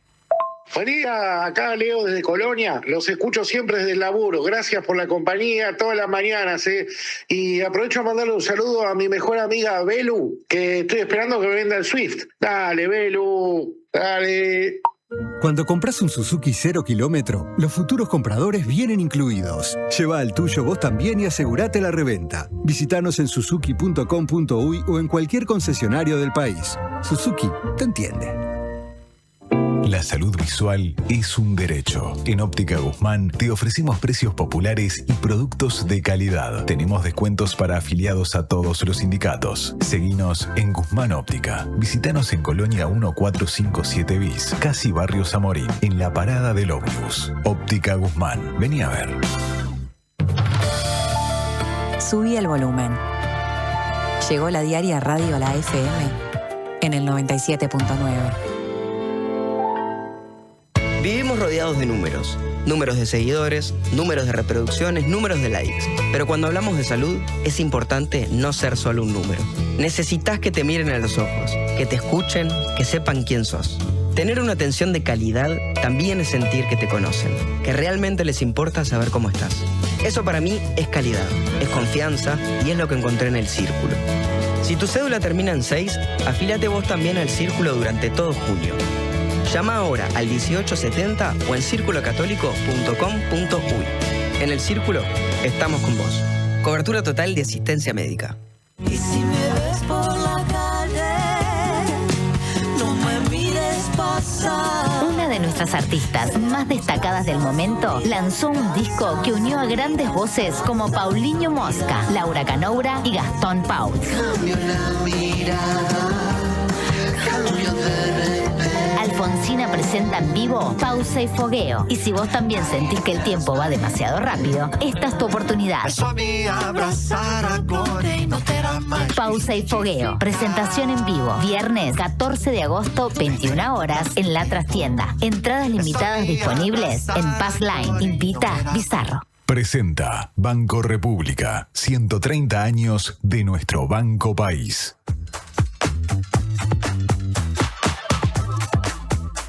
10 horas con 8 minutos, segundo 50% de la mañana de la diaria, en plan repaso de noticias. En el proyecto de ley de rendición de cuentas se prevé quitarle $10 millones al Instituto Nacional de Colonización. Y desde ese organismo se declaró, contrariamente a lo que podría haberse pensado, que esto no va a impactar en la meta de alcanzar las 25.000 hectáreas adquiridas al final de este periodo de gobierno. En el marco de las reasignaciones de gastos previstas en la rendición de cuentas que va a ingresar hoy al Parlamento, se prevé quitar 433 millones de pesos, unos $10 millones, al Instituto Nacional de Colonización, informó el Observador ayer y confirmó la diaria. De esto habló el presidente de Colonización, Alejandro Henry, que dijo que el instituto disponía de unos $30 millones por año para comprar tierras, por lo que la reducción presupuestal sería equivalente a 1/3 de los recursos asignados, y aseguró que este cambio no va a impactar en el objetivo que se ha fijado el Instituto Nacional de Colonización para el quinquenio, esto de adquirir 25.000 hectáreas. Otros asuntos. Otro tema nacional, el ministro de Desarrollo Social, Gonzalo Sibila, dijo que hay una investigación en curso sobre una persona que murió en la vía pública en el Prado. Sí, esto ocurrió en Montevideo, un hombre de 49 años que dormía justamente a la intemperie en la zona del Prado. Fue encontrado sin signos vitales en las inmediaciones de la esquina de Joaquín Suárez, la avenida Joaquín Suárez y Lucas Sobes. Esto lo informó Tele 12 en primera instancia. Habló Sibila, dijo que la versión que tiene el ministerio es que las personas que estaban en esa zona, o proviene de personas que estaban en esa zona, y es que el hombre estaba caminando por ese barrio de Montevideo y en un momento se acostó en la vereda. Y a la hora, un vehículo policial lo vio, o personal policial que estaba patrullando lo vio y constató que estaba muerto. Sibila dijo que se está investigando el motivo de la muerte y que cuando se tenga la información correspondiente se hará pública. Atención, porque habrá cambios en cargos vinculados a Presidencia de la República, más puntualmente en las Secretarías de Derechos Humanos, por un lado, y de Derechos Humanos para el pasado reciente por otro. La secretaria de Derechos Humanos de Presidencia, Colette Spinetti, será removida de su cargo y se analiza también remover de su cargo a la actual secretaria de Derechos Humanos para el pasado reciente, Alejandra Casablanca, según informó Infocapital. Claro, fue una noticia que ayer dimos en TV Ciudad. Se está evaluando por estas horas quiénes ocuparán esos cargos y una posibilidad es que la actual subdirectora de comunicación de Presidencia, la periodista Iliana da Silva, vaya justamente a ocupar una de esas dos responsabilidades. Recordemos que ambas jerarcas habían sido cuestionadas por diversos motivos a lo largo de la gestión. En el caso de Casablanca fue denunciada por 5 funcionarios de la Secretaría por violencia laboral y Spinetti fue desvinculada de su sector del Frente Amplio, Participación, Acción e Integración Social, luego de que se cuestionara que contrató a su expareja en la Secretaría. Son las 10 horas con 12 minutos en todo el país. De 9 a 11, la mañana de la diaria. Y en el Prado de Montevideo hay 5 grados con 2 décimas, según dice Inumet, que acota qué más con respecto a lo que tenemos que esperar en términos de tiempo para este día. Frío ahora, pero se prevé una máxima de 14 grados, así que todo indica que se va a sentir el sol más cerca del mediodía. Llegaron varios mensajes que voy a pasar a leer respecto a la anterior entrevista vinculada al dirigente del SUTCRA. Por ejemplo, nos dice un oyente que que lo más grave es la denuncia que están haciendo el entrevistado vinculada a que los empresarios van en contra de la sindicalización de los trabajadores. Supongo que esa denuncia ya fue presentada ante las autoridades correspondientes y aquel empresario que no acepta empleados sindicalizados habrá que multarlo de manera ejemplarizante, dice un oyente. Eso fue parte, digamos, de lo que planteó, de las problemáticas que se viven en el sector. Después otro mensaje, estoy buscando el nombre de quien lo escribió, de Marcelo en este caso. Dice, finalmente alguien expresa con claridad las causas que permiten entender y comprender las razones que han dado lugar a un conflicto, entre comillas, histórico. La Asociación de Cultivadores de Arroz y los acopiadores de granos están detrás de los hilos del, entre comillas, conflicto otra vez. Mi reconocimiento personal al SUTCRA. Saludos. Bueno, claro, ahí hay una parte de la cuestión, ¿no? Sobre todo en las cargas vinculadas a esos rubros de actividad, aunque no es lo único que se carga por camiones y por carreteras. Una de las dificultades que surge en algunos de esos rubros vinculados a los granos, la abordamos en la entrevista, y está asociada, bueno, a quién fija los precios, ¿no? Y ahí nos faltan, desde las gremiales agropecuarias, muchas veces, voces que dicen, ojo que nosotros no lo fijamos, no lo fija el mercado internacional, y eso le pone un techo a la lógica tarifaria que hay en determinados servicios como el del transporte. El tema es que en el medio queda el salario de quienes manejan, las condiciones de trabajo, y todo eso es lo que estuvimos hablando. Bien complejo, por cierto. Y ahora vamos a recibir a Facundo Franco, editor de Educación, para hablar de, bueno, qué se está proponiendo, qué proponen los organismos vinculados a la educación respecto al presupuesto, respecto a la rendición de cuentas que ingresa ahora, y también que está previsto destinar, ya se saben algunas ideas de lo que pueden llegar a recibir estos organismos, entre otros temas. Sí, vendremos con eso. Yo quiero hacer mención a un último mensaje. En este caso, Andrés cuestiona que se use el término, que hayamos usado el término autoconvocado. Yo entiendo que es un término siempre muy, muy discutible, pero en este caso usamos la palabra porque es la forma más sencilla que hay de que se entienda de quiénes estamos hablando. Porque además hay tantos actores mapa en juego. Que es importante hacer esa distinción. Está claro que de momento que se convoca un conjunto o se juntan un conjunto de organizaciones, personas que componen esas organizaciones, o a veces simplemente participan a título personal para desarrollar una reivindicación y a incidir políticamente, lo ideal sería ir hacia otro tipo de denominación. A ver, en el comienzo de Un Solo Uruguay también se hablaba de las y los autoconvocados. Finalmente constituyeron un movimiento que tiene una identidad, un funcionamiento, una orgánica y un nombre hasta hoy. En este caso no ha pasado. Y de hecho hay muchos núcleos que dicen pertenecer a lo mismo, que a veces plantean cosas distintas. Es parte de la dificultad con la que estamos trabajando al momento de poder plantear la discusión, que es lo que más nos importa, más allá de las palabras utilizadas. La pausa y venimos con rendición de cuentas y educación. Presentó Banco República, 130 años de nuestro Banco País.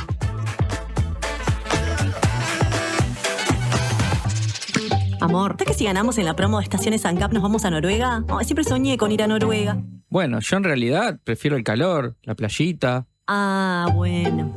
Pero ahora es cuando me decís, no importa, mi amor. Si es contigo voy a donde sea. ¿No?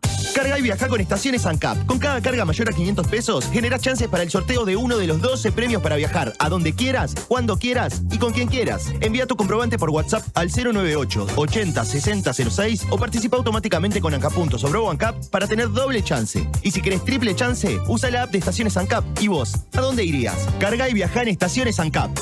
Ver bases en www.ancapuntos.com.uy. En Habitat resolvé todas tus gestiones. En nuestros más de 520 locales de todo el país. Y también desde nuestras aplicaciones. Más información en habitat.com.uy. Cuando necesites pinturas, materiales, accesorios, insumos para sanitaria y construcción, pensá en A Todo Color. 5 sucursales en Montevideo, Maldonado, Minas y San José. Además, envíos a todo el Uruguay. En pinturas, sanitaria y construcción, todo lo que necesites está en A Todo Color. atodocolor.com.uy. No somos muchos, no somos pocos, pero estamos todos locos. No somos muchos, no somos pocos, pero estamos todos locos. Llega llega el Mundial, nos volvemos todos locos. Todos los partidos, la mayor cobertura y más de 1000 horas en vivo. Mira todo el Mundial por T-Sports, en DirecTV y T-Go. Recarga ahora tu DirecTV prepago desde 300 pesos. Rendimiento de los 300 pesos varía según tu plan y premiums contratados. T-Go no se encuentra disponible para clientes Light prepago. Una radio para escuchar todo el día. La Diaria Radio 97.9.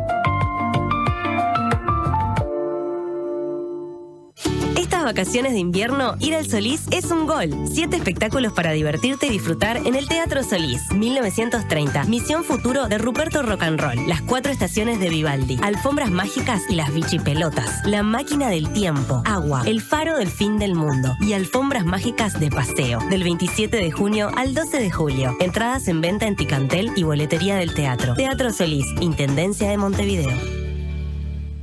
En Alcance Servicio de Compañía cumplimos 30 años cuidándote. Sumate vos también a la tranquilidad de contar con Alcance. Afilíate ahora con 3 meses gratis y 12 meses con un 50% de descuento llamando al 0800 2902. Alcance 30 años. Amamos cuidarte. El Alemán al Auditorio del Sodre. Último disco de Gerardo Dorado, El Alemán. Yo, ¿quién sería? El Alemán, 26 de julio en el Auditorio del Sodre. Entradas en Ticantel. Presenta Asociación Española. Prevení. Preasociate.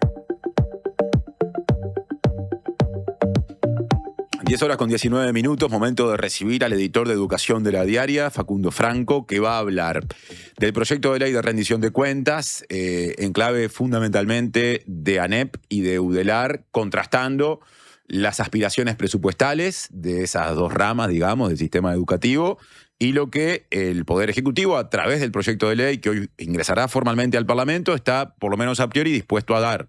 Y van a surgir distancias enormes en términos de números. Pero también hablaremos de otros aspectos y empezaremos por ahí, que han sido noticia en las últimas horas, saliendo de lo presupuestal y fundamentalmente vinculados a la UTEC, la Universidad Tecnológica del Uruguay. ¿Cómo anda, Facu? Buen día. Todo bien, todo bien. Decía, semana de vacaciones en educación, pero movidita. Sí, no descansan las noticias vinculadas a la educación, está la puja presupuestal, pero además se conoció ayer la renuncia al cargo de rectora de la UTEC de Valeria Larnaudí. ¿Cómo hay que entender lo que pasó?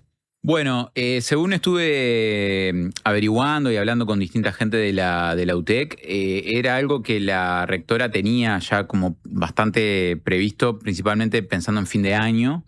Ella no quiso dejar su cargo en la UDELAR, en Facultad de Ingeniería. Ella se ha especializado en investigación en el área de biocombustibles. Quiso mantener esa actividad. Varios actuales jerarcas de gobierno de la educación han mantenido también alguna función de docencia. Y bueno, este es un cargo que tiene un nivel de exigencia, de exposición y de bueno, a veces cuestiones que tienen que ver con distintos conflictos puntuales que surgen y demás, que va desgastando.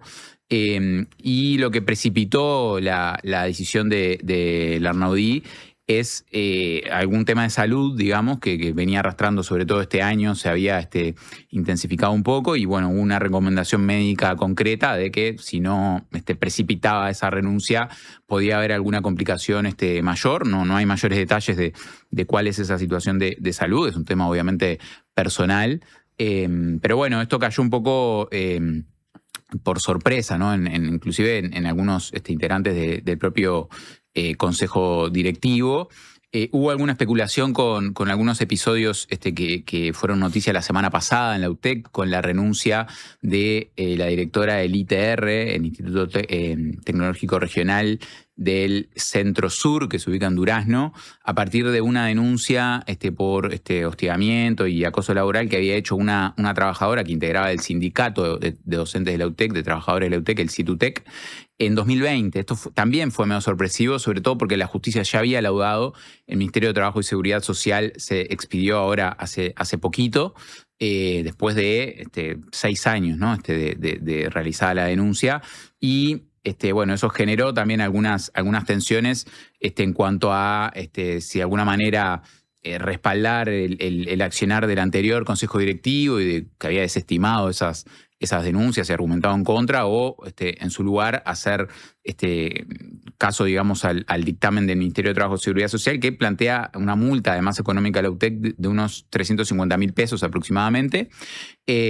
Bueno, esto en el Consejo Directivo tuvo una votación dividida que justamente en cuanto a qué hacer, si apelar o no esta resolución del Ministerio. La UTEC finalmente decidió no apelar y quien desempató, digamos, esa definición fue la rectora con su voto doble, porque había salido empatada esa votación a favor, digamos, o en contra de ir a la apelación, por ejemplo. Sin embargo, lo que a mí me dicen es que, a ver, este episodio no es que haya desencadenado la renuncia, sino que, bueno, es parte del tipo de situaciones y de discusiones que se dan en el seno de una universidad pública que apela a tener cierta también autonomía, a tener participación de sus actores. Y bueno, es una discusión que estuvo instalada en cuanto a lo que fueron las anteriores autoridades que funcionaron hasta el año pasado en ese consejo directivo provisorio y esta nueva conducción que incorpora además a la rectora Valeria Larnaudí, que hoy digamos, empieza a mejor dicho, su renuncia es a partir de hoy. O sea que desde hoy ya no está en el cargo. Exactamente. Bueno, tiene también en su consejo a Marcelo Ubal, que justamente era presidente de Situtec hasta el año pasado, digamos. El sindicato de quienes trabajan en la UTEC. Exactamente, y docente obviamente de la UTEC, y a Álvaro Pena, que podría decirse que tiene un mayor grado de afinidad con las anteriores autoridades, porque había desempeñado también cargos de gestión en la UTEC. Entonces, bueno, es una situación que también está planteada ahí en cuanto a lo que va a ser el futuro de la conducción de la UTEC. Ahora depende del MEC concretamente y del Poder Ejecutivo cuándo piensa proponer un nuevo rector o rectora que necesita venia del Senado. Pasando ahora a la cuestión presupuestal, te propongo empezar por la situación de la ANEP, que ayer presentó formalmente ante el Parlamento su documento o su mensaje presupuestal, en el que figuran las aspiraciones presupuestales a ser atendidas en el proyecto de ley de rendición de cuentas de ese subsistema educativo con todo lo que tiene adentro, ¿no? Exactamente. Ahí estamos hablando de inicial, primaria, secundaria, UTU, o sea, educación técnico-profesional, y además formación en educación. Todo eso está en el paquete ANEP. Y te agrego formación terciaria de UTU también. Mirá vos. Entonces, claro, porque en UTU tenemos también una gran diversidad de posibilidades. Exactamente. En definitiva, para resumir, ¿qué pide la ANEP? ¿Qué a priori dice el Poder Ejecutivo que podría darle si nos guiamos por el texto frío del proyecto de ley de rendición de cuentas y qué otras consideraciones puede sumar? Bien, son 2 capítulos además extensísimos, más de 800 páginas que presentó ANEP. Estuve ahí mirando anoche. ¿Usás la inteligencia artificial para hacer ese trabajo? No, porque tanto podría usarla, pero tantos años de experiencia uno ya sabe a dónde tiene que ir, a qué partes, por lo menos para ir a lo más relevante hoy, que es justamente el pedido presupuestal. Hay, bueno, por ejemplo, porque está publicado en la web de ANEP, para quien le interese profundizar, un montón de metas educativas que el organismo se propuso y su grado de cumplimiento hasta el año pasado, justamente en esto de rendir cuentas. Bueno, hay, por ejemplo, una meta que quizás es la más sensible, que es la de, a final del periodo, la ANEP aspira que 75% de los jóvenes entre 21 y 23 años culmine la educación media, un indicador sensible del que ya hemos hablado aquí en el programa. Bueno, el año pasado ese indicador marcaba que era de 56,4% de los jóvenes de ese tramo que había culminado el liceo o la UTU. La meta para el año pasado había sido 55%. Es una meta bastante ambiciosa, digamos, en cuanto a su crecimiento. Pero en concreto, sobre el pedido presupuestal, son 3.100 millones de pesos que pide la ANEP. Y una cosa que yo destacaba, que plantea el documento, y voy a citar textual, dice: es de destacar que esta administración está llevando adelante de forma activa las políticas educativas propuestas en el Plan de Desarrollo Educativo Quinquenal, que había sido presentado el año pasado, con los recursos exiguos de los que hoy dispone. O sea, hay ahí como un reconocimiento del organismo que usa concretamente el término exiguos, ¿no? Recursos exiguos que tiene para su cumplimiento, y en ese sentido, bueno, justamente se rinden cuentas de un montón de líneas que ya se habían trazado y se piden algunos refuerzos presupuestales porque, bueno, parte de la base de que es insuficiente el presupuesto destinado en la ley de presupuesto quinquenal votada el año pasado. Una de las líneas ahí estratégicas de ANEP es la universalización de la educación en 3 años, que justamente se plantea llegar a un número cercano o al 99 o al 100% de niños dentro del sistema. Actualmente ese indicador tiene 90% de cobertura, o sea, hay un 10% de niños todavía por incorporar, para lo cual se piden 165 millones de pesos en 2027. Después hay un crecimiento también que llega hasta 198 millones en 2029. Hay otro también pedido importante que tiene que ver con ampliar la cantidad de liceos y escuelas técnicas de contextos más desfavorecidos que tienen comedores escolares, una política también importante que se ha trazado el gobierno. Y para eso se piden poco menos de 155 millones de pesos para el año que viene, con el objetivo de llegar justamente a 20.000 adolescentes. Actualmente la cobertura está en 18.000, o sea, habría ahí 2.000 adolescentes por incorporar, tanto en secundaria como en UTU, a este sistema de comedores. Después tenemos 825 millones de pesos para ampliar la política de incremento del tiempo pedagógico, esto del tiempo extendido, el tiempo completo. Se plantea aumentar ese incremento a 975 millones al final del periodo. Ahí, como concretamente, se pide para tutorías en educación media, contratación de distintos profesionales como profesores de educación física, recreadores, auxiliares de servicio. Bueno, esto del tiempo completo, extender el tiempo, insume también otro tipo de recursos que a veces también tienen su correlato en lo edilicio, que también hay un pedido para eso. También se plantea avanzar en la generalización de la educación terciaria, en esto que decíamos, tanto formación en educación como UTU tiene ahí un campo de acción, y para eso se piden 245 millones de pesos de incremento para el año que viene. Si bien hubo recursos asignados en la ley de presupuesto el año pasado para esto, se marca que son insuficientes para la cantidad de estudiantes que se han presentado a la oferta principalmente de UTU. Otro de los rubros es el programa de mejora de asistencia escolar, también una política importante que está llevando adelante la ANEP. Se piden 83 millones de pesos a través de rentas generales y 114 millones de pesos a través de endeudamiento, ampliando un préstamo que actualmente el Estado uruguayo tiene con el BID. Ahí se han recibido también incrementos en la ley de presupuesto, principalmente para el otorgamiento de las becas Butiá, que hace poquito tiempo también el gobierno anunció el cumplimiento de la meta el año pasado, llegando a casi 21.000 adolescentes que son apoyados con esta beca, pero hay también otros rubros para esto de mejorar la asistencia que deben ser atendidos y no únicamente las becas. Por ejemplo, la alimentación escolar y la extensión del tiempo pedagógico son también insumos importantes para lograr la mejora de la asistencia. Tenemos también políticas de inclusión estudiantil, un tema que habitualmente también está bastante en boga y en discusión. Y ahí se piden 531 millones de pesos para el año que viene, llegando a 628 millones de pesos de incremento al final del periodo, y ahí se incluyen recursos para maestros itinerantes, adaptación de materiales, para el funcionamiento del Centro de Recursos para Adolescentes con TEA, trastorno del espectro autista, entre otros aspectos, ¿no? O sea, son recursos también necesarios para eso. Bien, también hay una partida que se pide para obras, 644 millones de pesos de aumento, 721 para 2029. Como la infraestructura es una cuestión sensible, se me ocurre que también es interesante mencionar ese dato que encontraste haciendo esa búsqueda en un documento extensísimo.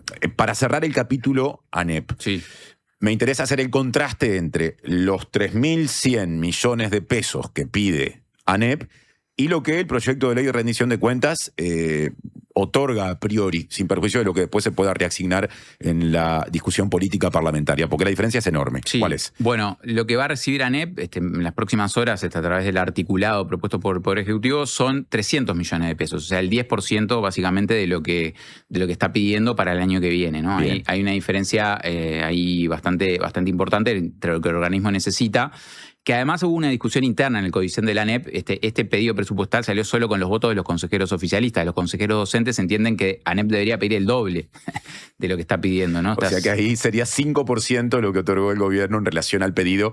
Si se hubiera hecho ese pedido, que no se hizo porque en el Codicen, en el Consejo Directivo Central, se impuso la voluntad política mayoritaria. Exactamente, de tener un poco más en cuenta este contexto de restricción fiscal, ¿no? Facu, cerramos el capítulo ANEP y nos quedan 5 minutos para hablar del mundo UDELAR, donde también hay enormes contrastes entre las aspiraciones presupuestales de la Universidad de la República y lo que el proyecto de ley dice. ¿Cómo resumir todo eso? Bien, bueno, la universidad pide 3.900 millones de pesos, o sea, pide más presupuesto de incremental que la ANEP. Ahí uno de los principales problemas planteados por la universidad, que ya se ha venido reiterando en las últimas instancias presupuestales, es el deterioro de la relación docente-estudiante y también de la relación estudiante-funcionarios técnicos, administrativos y de servicio. Un dato que ilustra esto es que, y que lo menciona el documento que presentó la semana pasada la universidad, es que la matrícula en la universidad pasó de 81.744 estudiantes en 2007 a 166.000 en 2025, o sea, casi el doble de matrícula, más del doble, ¿no? Debido a la poca variación de docentes, se afirma que esta relación estudiante de horas docentes y estudiante bajó de 1,8 a 1,4 en este periodo y se propone volver a 1,8 a esa relación que ya era un tanto insuficiente, pero bueno, por lo menos revertirlo. Un agravante que se plantea para esto son los salarios que están sumergidos en la universidad, son los peores dentro del sistema terciario público uruguayo. Eso dificulta la retención de docentes. Ahí voy a dar únicamente los titulares. Hay varias, son 7 programas presupuestales y 15 líneas programáticas que presentó la universidad. Hay 843 millones de pesos para una línea de calidad académica, en donde entran todo lo que es políticas de enseñanza, actualización de posgrados, etcétera.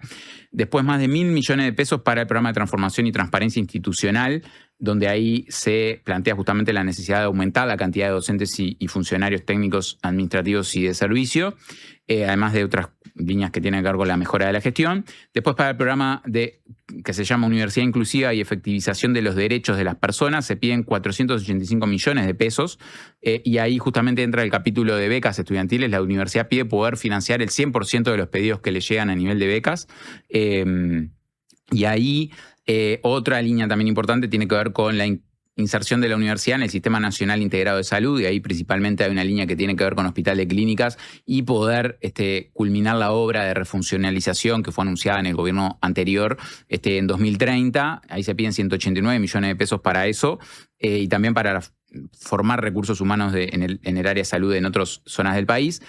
Sobre descentralización, otra política también importante de la universidad en el interior, ahí se piden 225 millones de pesos de incremento, por ejemplo, para expandirse en la región centro-sur del país.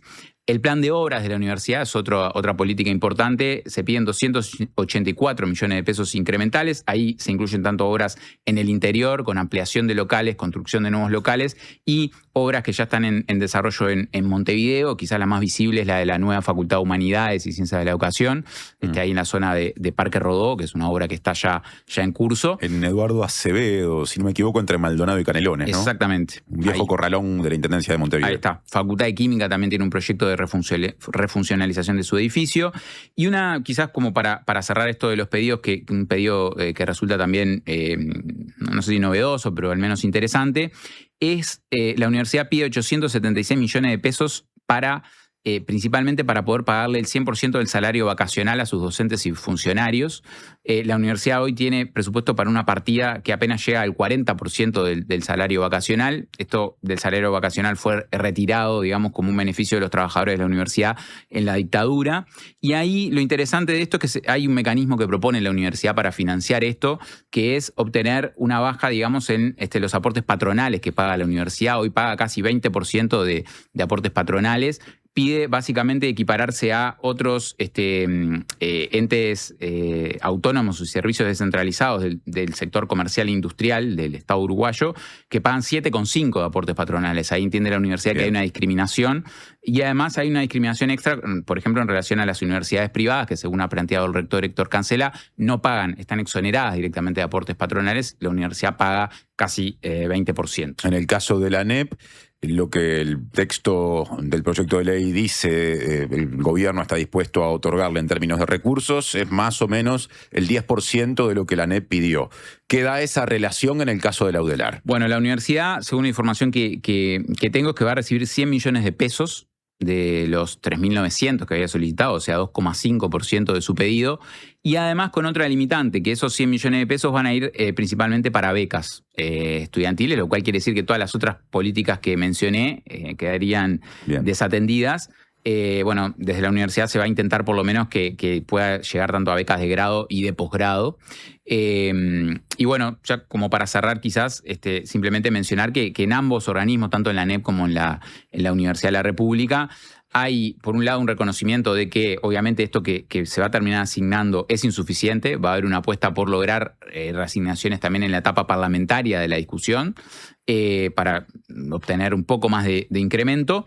Y bueno, pero más allá de esto, hay un reconocimiento de que finalmente se logró incluir a la educación como una prioridad en la rendición de cuentas para por lo menos recibir algunos recursos incrementales de pique ya en el mensaje del Poder Ejecutivo, que, como ustedes explicaban con Mariana en el bloque anterior, vienen principalmente de la redistribución de gastos. No implica un incremento del gasto del Estado, sino una redistribución de gastos de otros organismos.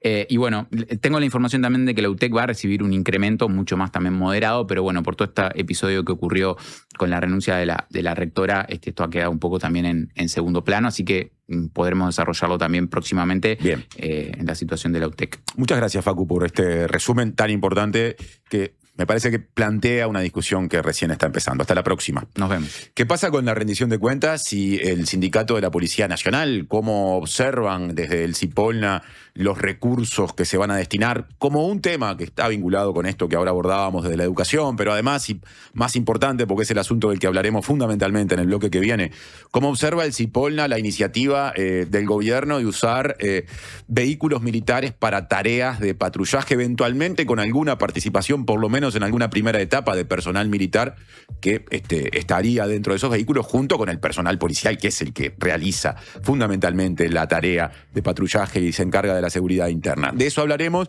con Patricia Noy, presidenta del Sindicato de la Policía Nacional. Pausa mediante. Presentó Asociación Española. Prevení. Preasociate.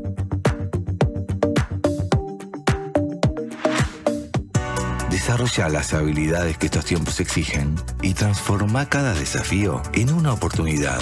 La Escuela de Posgrados de la UCU te ofrece maestrías en Educación, Salud, Políticas Públicas, Ciencia de Datos y Estudios Organizacionales. Escuela de Posgrados de la Universidad Católica del Uruguay. Un mundo de oportunidades. Imaginá llegar al aeropuerto de Carrasco y dejar tu auto a solo unos pasos del check-in. Descubrí el nuevo Indoor Parking, un estacionamiento techado con acceso directo a la terminal. Seguridad, comodidad y la mejor ubicación para que viajes sin preocupaciones. Aprovecha nuestras promos de larga estadía y asegura tu lugar a tan solo un clic. Reserva ahora en aeroshop.com.uy. Indoor Parking, Aeropuerto de Carrasco. Estaciona, volá y disfruta. ¿Usted sabe por qué nos siguen eligiendo? Porque somos credibilidad, confianza, contención y compañía calificada. Porque además le brindamos a los socios más de 20 talleres multitemáticos en la Fundación SECOM destinados a promover la calidad de vida y muchos beneficios más. Porque estamos para usted las 24 horas, los 365 días del año. SECOM, primer servicio de compañía de Uruguay y del mundo. Una radio para quedarte escuchando. La Diaria Radio 97.9. Que no te dé lo mismo a quién llamar cuando te quedas sin gas. En Megal trabajamos incansablemente para innovar en productos y procesos que hagan nuestros envases más seguros y confiables. Acordate de Megal cuando necesites recargar tu garrafa, ya sea la clásica de 13 kilos o la garrafa liviana que solo Megal te ofrece. Llámanos al 19220 o ingresá a megal.com.uy. Megal, innovamos con energía. Tómate unos segundos y pensá en qué momento de tu vida estabas cuando le picamos el penal a Ghana en 2010. Ahora pensá en este momento, en los planes que tenés para ver el Mundial. Cambió un montón la vida, ¿no? Para todos esos mundiales que están por venir y para toda tu vida, tenés seguros de vida y ahorro del Banco de Seguros del Estado, aseguradora oficial de la Celeste.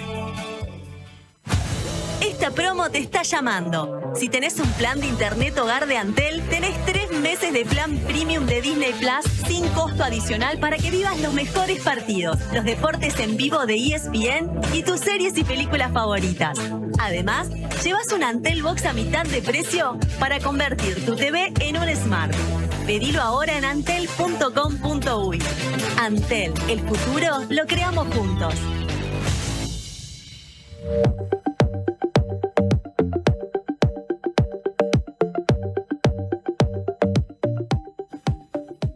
...10:42 de la mañana, discusiones abiertas en términos presupuestales hay, por supuesto, en la educación, también en la seguridad, en lo estrictamente policial, en lo que está vinculado al Ministerio del Interior, pero además hay otras discusiones asociadas a la estrategia del gobierno para patrullar determinadas zonas, según dicen en el gobierno, para garantizarle al personal policial determinada protección ante hostilidades, eventualmente ataques, y eso abrió la puerta para que se instalara la discusión que ocupó lo central, diría, en términos políticos de la semana pasada, acerca del uso por parte de la policía de vehículos militares. Y finalmente el viernes se firmó un convenio entre el Ministerio de Defensa Nacional y el del Interior para que el primero le preste al segundo 12 vehículos blindados de las marcas y modelos disponibles para la realización de operaciones de patrullaje para el cumplimiento de sus funciones en el combate del crimen organizado. Vale decir que finalmente se optó por una solución que no implica usar exclusivamente los vehículos Mamba donados recientemente por Estados Unidos, sino una gama mucho más amplia de vehículos que en algunos casos tienen más de 40 años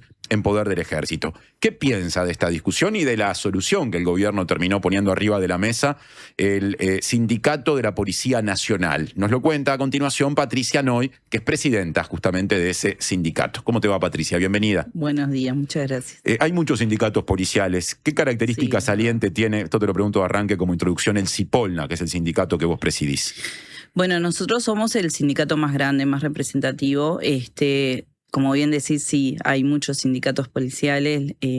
Ojalá que en algún momento podamos ir en un camino de una unificación o por lo menos crear una confederación para todos juntos pelear por, en fin, lo que es nuestra tarea, que son los derechos de los compañeros, y que a la fría, cuando lo pensamos, vamos todos a presentar lo mismo. Los temas macros son lo mismo, podremos trabajar alguna cuestión diferente, pero los temas macros son lo mismo. Pero sí, nosotros somos el sindicato más grande, estamos a nivel nacional.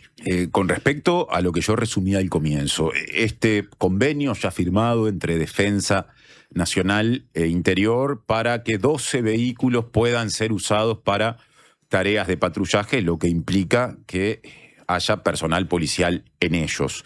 Y le sumo a esto, en función de lo que ayer sabimos, de algunos de los vehículos que ya llegaron a Montevideo luego de ser acondicionados. ¿Qué opinión tiene el CIPOLNA? Bueno, nosotros lo dijimos desde el día 1, obviamente vemos con buenos ojos todo lo que sea para apoyar a los compañeros y su protección. Claramente también decimos que en realidad esto debería ser algo que tiene que contar el propio ministerio.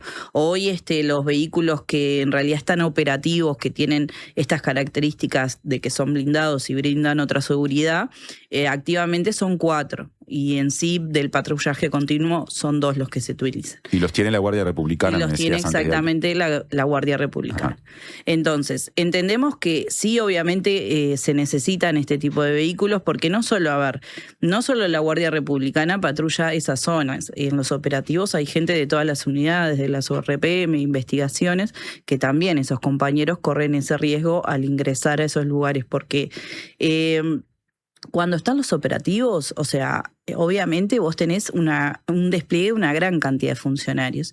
El tema es cuando va un móvil solo, en el día a día que está un móvil solo patrullando, que es allí donde muchas veces tampoco es que hay una aglomeración de personas y empiezan a balear o a apedrear el patrullero. Generalmente vos vas patrullando, andando y te salen piedras o balaceras de no sabes ni de dónde. Entonces, obviamente que sí son herramientas que son necesarias para el patrullaje diario y no únicamente para unidades específicas. Debería contarse con el presupuesto para poder brindar esto para todos los compañeros que trabajan en la calle. Esas pedreas, esas agresiones, son frecuentes, son cotidianas, son diarias? ¿Y desde cuándo, en el caso de que así sea, desde cuándo se empezaron a dar, a constatar? Y bueno, sí, se viene incrementando la violencia, pero a nivel general, o sea, no solo con la policía, lo hemos hablado y lo vemos a nivel general. Hoy hay como una poca tolerancia, poca empatía y la violencia general, porque lo vemos también en los centros educativos, en un supermercado donde alguien se ofusca y porque no le gustó una respuesta de la pobre cajera, los agreden. Pero sí también lo hemos notado mucho con la policía, como esa falta de respeto a lo que es la autoridad. Te lo preguntaba ¿De cuánto específicamente, tiempo? ¿sabes por qué? Sí. Porque hay, en todo esto siempre se plantea sobre todo en este tiempo de alternancia de partidos en el poder, una disputa política con respecto a si esto empezó ahora, o empezó antes, o venía incluso de antes. ¿Ustedes tienen, no sé, alguna precisión para hacer en esa discusión? Y no, sí viene de hace unos años, ¿no? Esto no empezó hace 1 año, 2, 3. Viene, ya te diré, de hace unos cuantos años. A ver, yo llevo 24 años en la policía y antes, a ver, no es que nunca sucediera que alguien no se enfrentara a la policía, porque claramente ningún delincuente o alguna persona que no va por el camino de bien va a estar de acuerdo, y si comete un delito se va a entregar. Sí, señor oficial, lléveme tranquilamente. Pero sí había otro respeto de repente por lo que era la autoridad policial. Ya de unos años para acá eso un poco se ha perdido. Pero es como te digo también, se ha perdido, creo que un poco a nivel general de la población, el tema del respeto por el otro y la empatía y la tolerancia. Entonces, no especificar si fue de un gobierno o no, eso Bien. igual tampoco nos compete. Lo que sí decimos, que hoy lo mencioné, y se habla mucho en la interna, siempre el bastión político de todo partido es la seguridad y es la policía. Y obviamente que nosotros como funcionarios lamentamos eso, porque siempre el que queda en el medio de ese fuego cruzado es el trabajador, que tiene que salir, sea el gobierno que esté, tiene que salir igualmente a la calle a brindar el servicio a la sociedad, que es para lo que estamos. Entonces, lo que sí nosotros decimos, estaría bueno que en algún momento todos los partidos políticos se sentaran y crearan un plan de seguridad que tenga una continuidad. ¿Y el que se creó en este gobierno no vendría a ser un paso hacia eso? Y bueno, pero habría que ver, porque vos lo ves en las decisiones, o sea, muchas veces el gobierno actual toma decisiones, el ministerio actual, y obviamente vienen las críticas por parte de la oposición. Entonces, y en ese ida y vuelta, nosotros lo que decimos es, a ver, más allá de que siempre, ante todo cambio, inclusive de jerarcas, cuando viene un jerarca nuevo, obviamente, también viene con su impronta y hace ciertos cambios, pero lo que sí venimos notando que al haber cambios de gobierno, como que cambia toda la forma de trabajo y las órdenes, el apoyo muchas veces.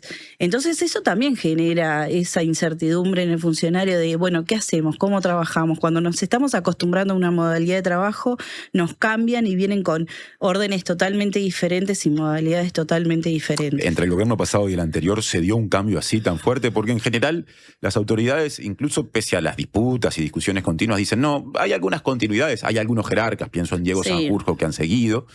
Entonces, ustedes, ¿cómo observaron la transición de 2025 en ese sentido? Bueno, ves, por eso, ahí en ese caso estamos, hubieron muchos jerarcas que continuaron en sus puestos y siguieron, que eso es lo que nosotros decimos.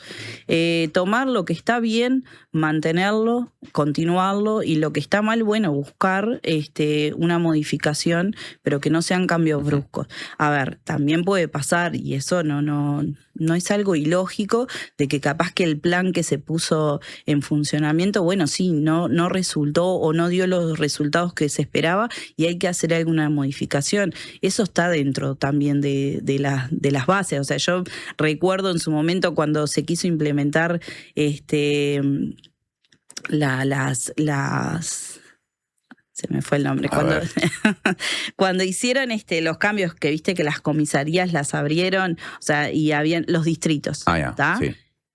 No funcionó eso en aquel momento. Hace muchos años ya eso. Sí, por eso te digo, fue hace muchos años, pero también fue todo un cambio. O sea, las seccionales dependían 2 seccionales de un distrito, pero también tenían su modalidad porque cada seccional tenía su jefe. O sea, era bastante ambiguo. Entonces, esas cosas, bueno, no funcionó o no hubo el tiempo de implementación, porque esa es otra. A veces acá vos estás tratando con la seguridad y obviamente si vos vas a hacer un cambio importante tenés que primero que nada capacitar al personal para que ese cambio que vas a realizar lo pueda hacer bien y con la eficiencia que se espera. Volviendo al asunto de los vehículos militares para patrullaje. Ayer fue noticia, el Ejército acondicionó y entregó ya al Ministerio del Interior 4 vehículos RPZ Cóndor, que claro, tienen aspectos de vehículos, no sé si decir de guerra, pero me sale que sí, son típicamente, son tanquetas, ¿no? Típicamente militares, o sea, no son los Mamba de los que se venía hablando, son otros, porque como decíamos al comienzo, finalmente se optó por una fórmula que implica que se pueden usar más vehículos, no solo esos que habían disparado la discusión. Y ya hay observa hoy, o mejor dicho, informa hoy el observador, reacciones desde el Ministerio del Interior advirtiendo que estos primeros vehículos cedidos no interesan por distintos aspectos técnicos, entre otros que ofrecen poca visibilidad al personal policial que esté dentro de ellos usándolos para patrullar. ¿El sindicato ha hecho alguna evaluación de estos primeros materiales entregados? Bueno, en realidad nosotros ahí lo que decimos es parte de la base de la poca información que se tiene, que eso también lo hemos notado. A veces se dan estas noticias de implementación que no fue tomado en cuenta la voz de los representantes de los trabajadores, porque en sí no sabemos cuál va a ser la finalidad, o sea, cuál es realmente el lugar que le van a dar a esos vehículos o la tarea, porque obviamente que para patrullaje sí tienen poca visibilidad, son vehículos de un gran tamaño que en muchas de las calles de esos barrios no van a poder pasar porque son calles muy angostas. Entonces, sirve obviamente para el compañero, si en caso de darse un enfrentamiento, una balacera, una pedrea, ¿sirve para el compañero como resguardo? Sí, claro que sirve. Realmente operativamente, y no sé si sirve tanto para lo que es el patrullaje diario. Para eso nosotros consideramos que la Guardia lo tiene, son las camionetas más tipo pick-up, que hoy son semiblindadas. Bueno, adquirir ese tipo de vehículos que son más útiles para el patrullaje diario. Este convenio implica, porque también este asunto generó mucha discusión la semana pasada y finalmente se resolvió que implique la obligación del Ministerio de Defensa Nacional de capacitar al personal del Ministerio del Interior para que lo pueda conducir de forma definitiva y operar de manera íntegra, aunque seguramente, según se dijo en la primera etapa, como esa capacitación puede demorar, haya personal militar únicamente destinado a la conducción de estos vehículos. Como sindicato de la Policía Nacional, ¿qué opinan de esto que implicará capacitación desde defensa hacia integrantes del cuerpo policial?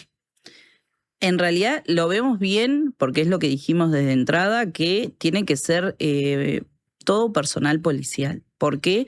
Porque que vaya personal militar dentro del vehículo obviamente es una responsabilidad y entendemos por lo menos que no es su función, porque en lo teórico está todo muy lindo, pero después la práctica, si se da un enfrentamiento, y yo creo que es una persona, él va a convivir, en caso que se diera que fuera un militar, va a estar 8 horas diarias con otros policías que genera cierto vínculo. Entonces, si se da un enfrentamiento y vos ves que esos policías están en una situación de riesgo, y yo dudo que ese militar que esté, su tarea sea únicamente manejar, pero dudo que no baje a prestarle auxilio a esos policías que están en peligro. Entonces, ¿qué marco jurídico lo va a amparar? No tiene la capacitación y en realidad no es parte de la función militar y proceder ante ese tipo de procedimientos. Entonces, por eso nosotros decimos que es muy importante que en realidad la capacitación se la dé a los policías y que los equipos sean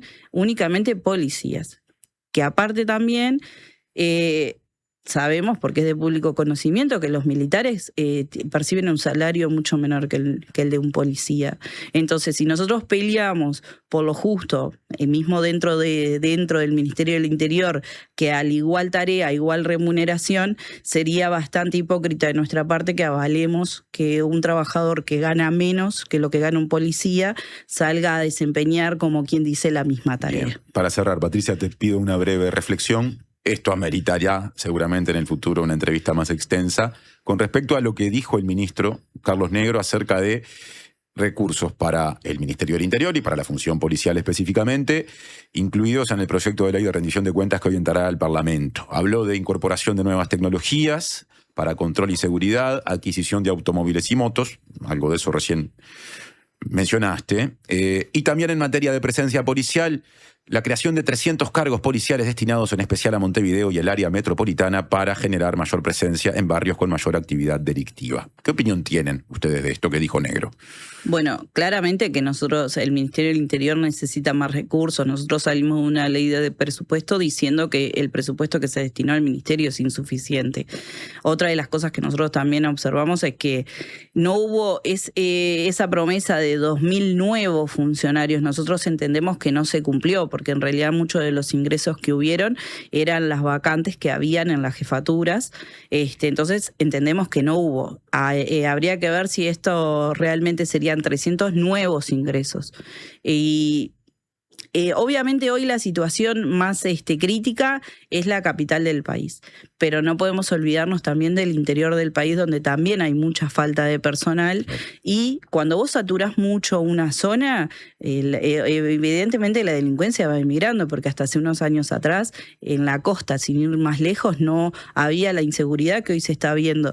Entonces está bien obviamente reforzar la capital del país por la situación que está viviendo hoy, pero no podemos olvidarnos del interior, donde también es necesario. Patricia Noy, presidenta del Cipolna, muchas gracias por la visita a la mañana de la diaria. Muchas gracias. Breve pausa musical y venimos para despedirnos.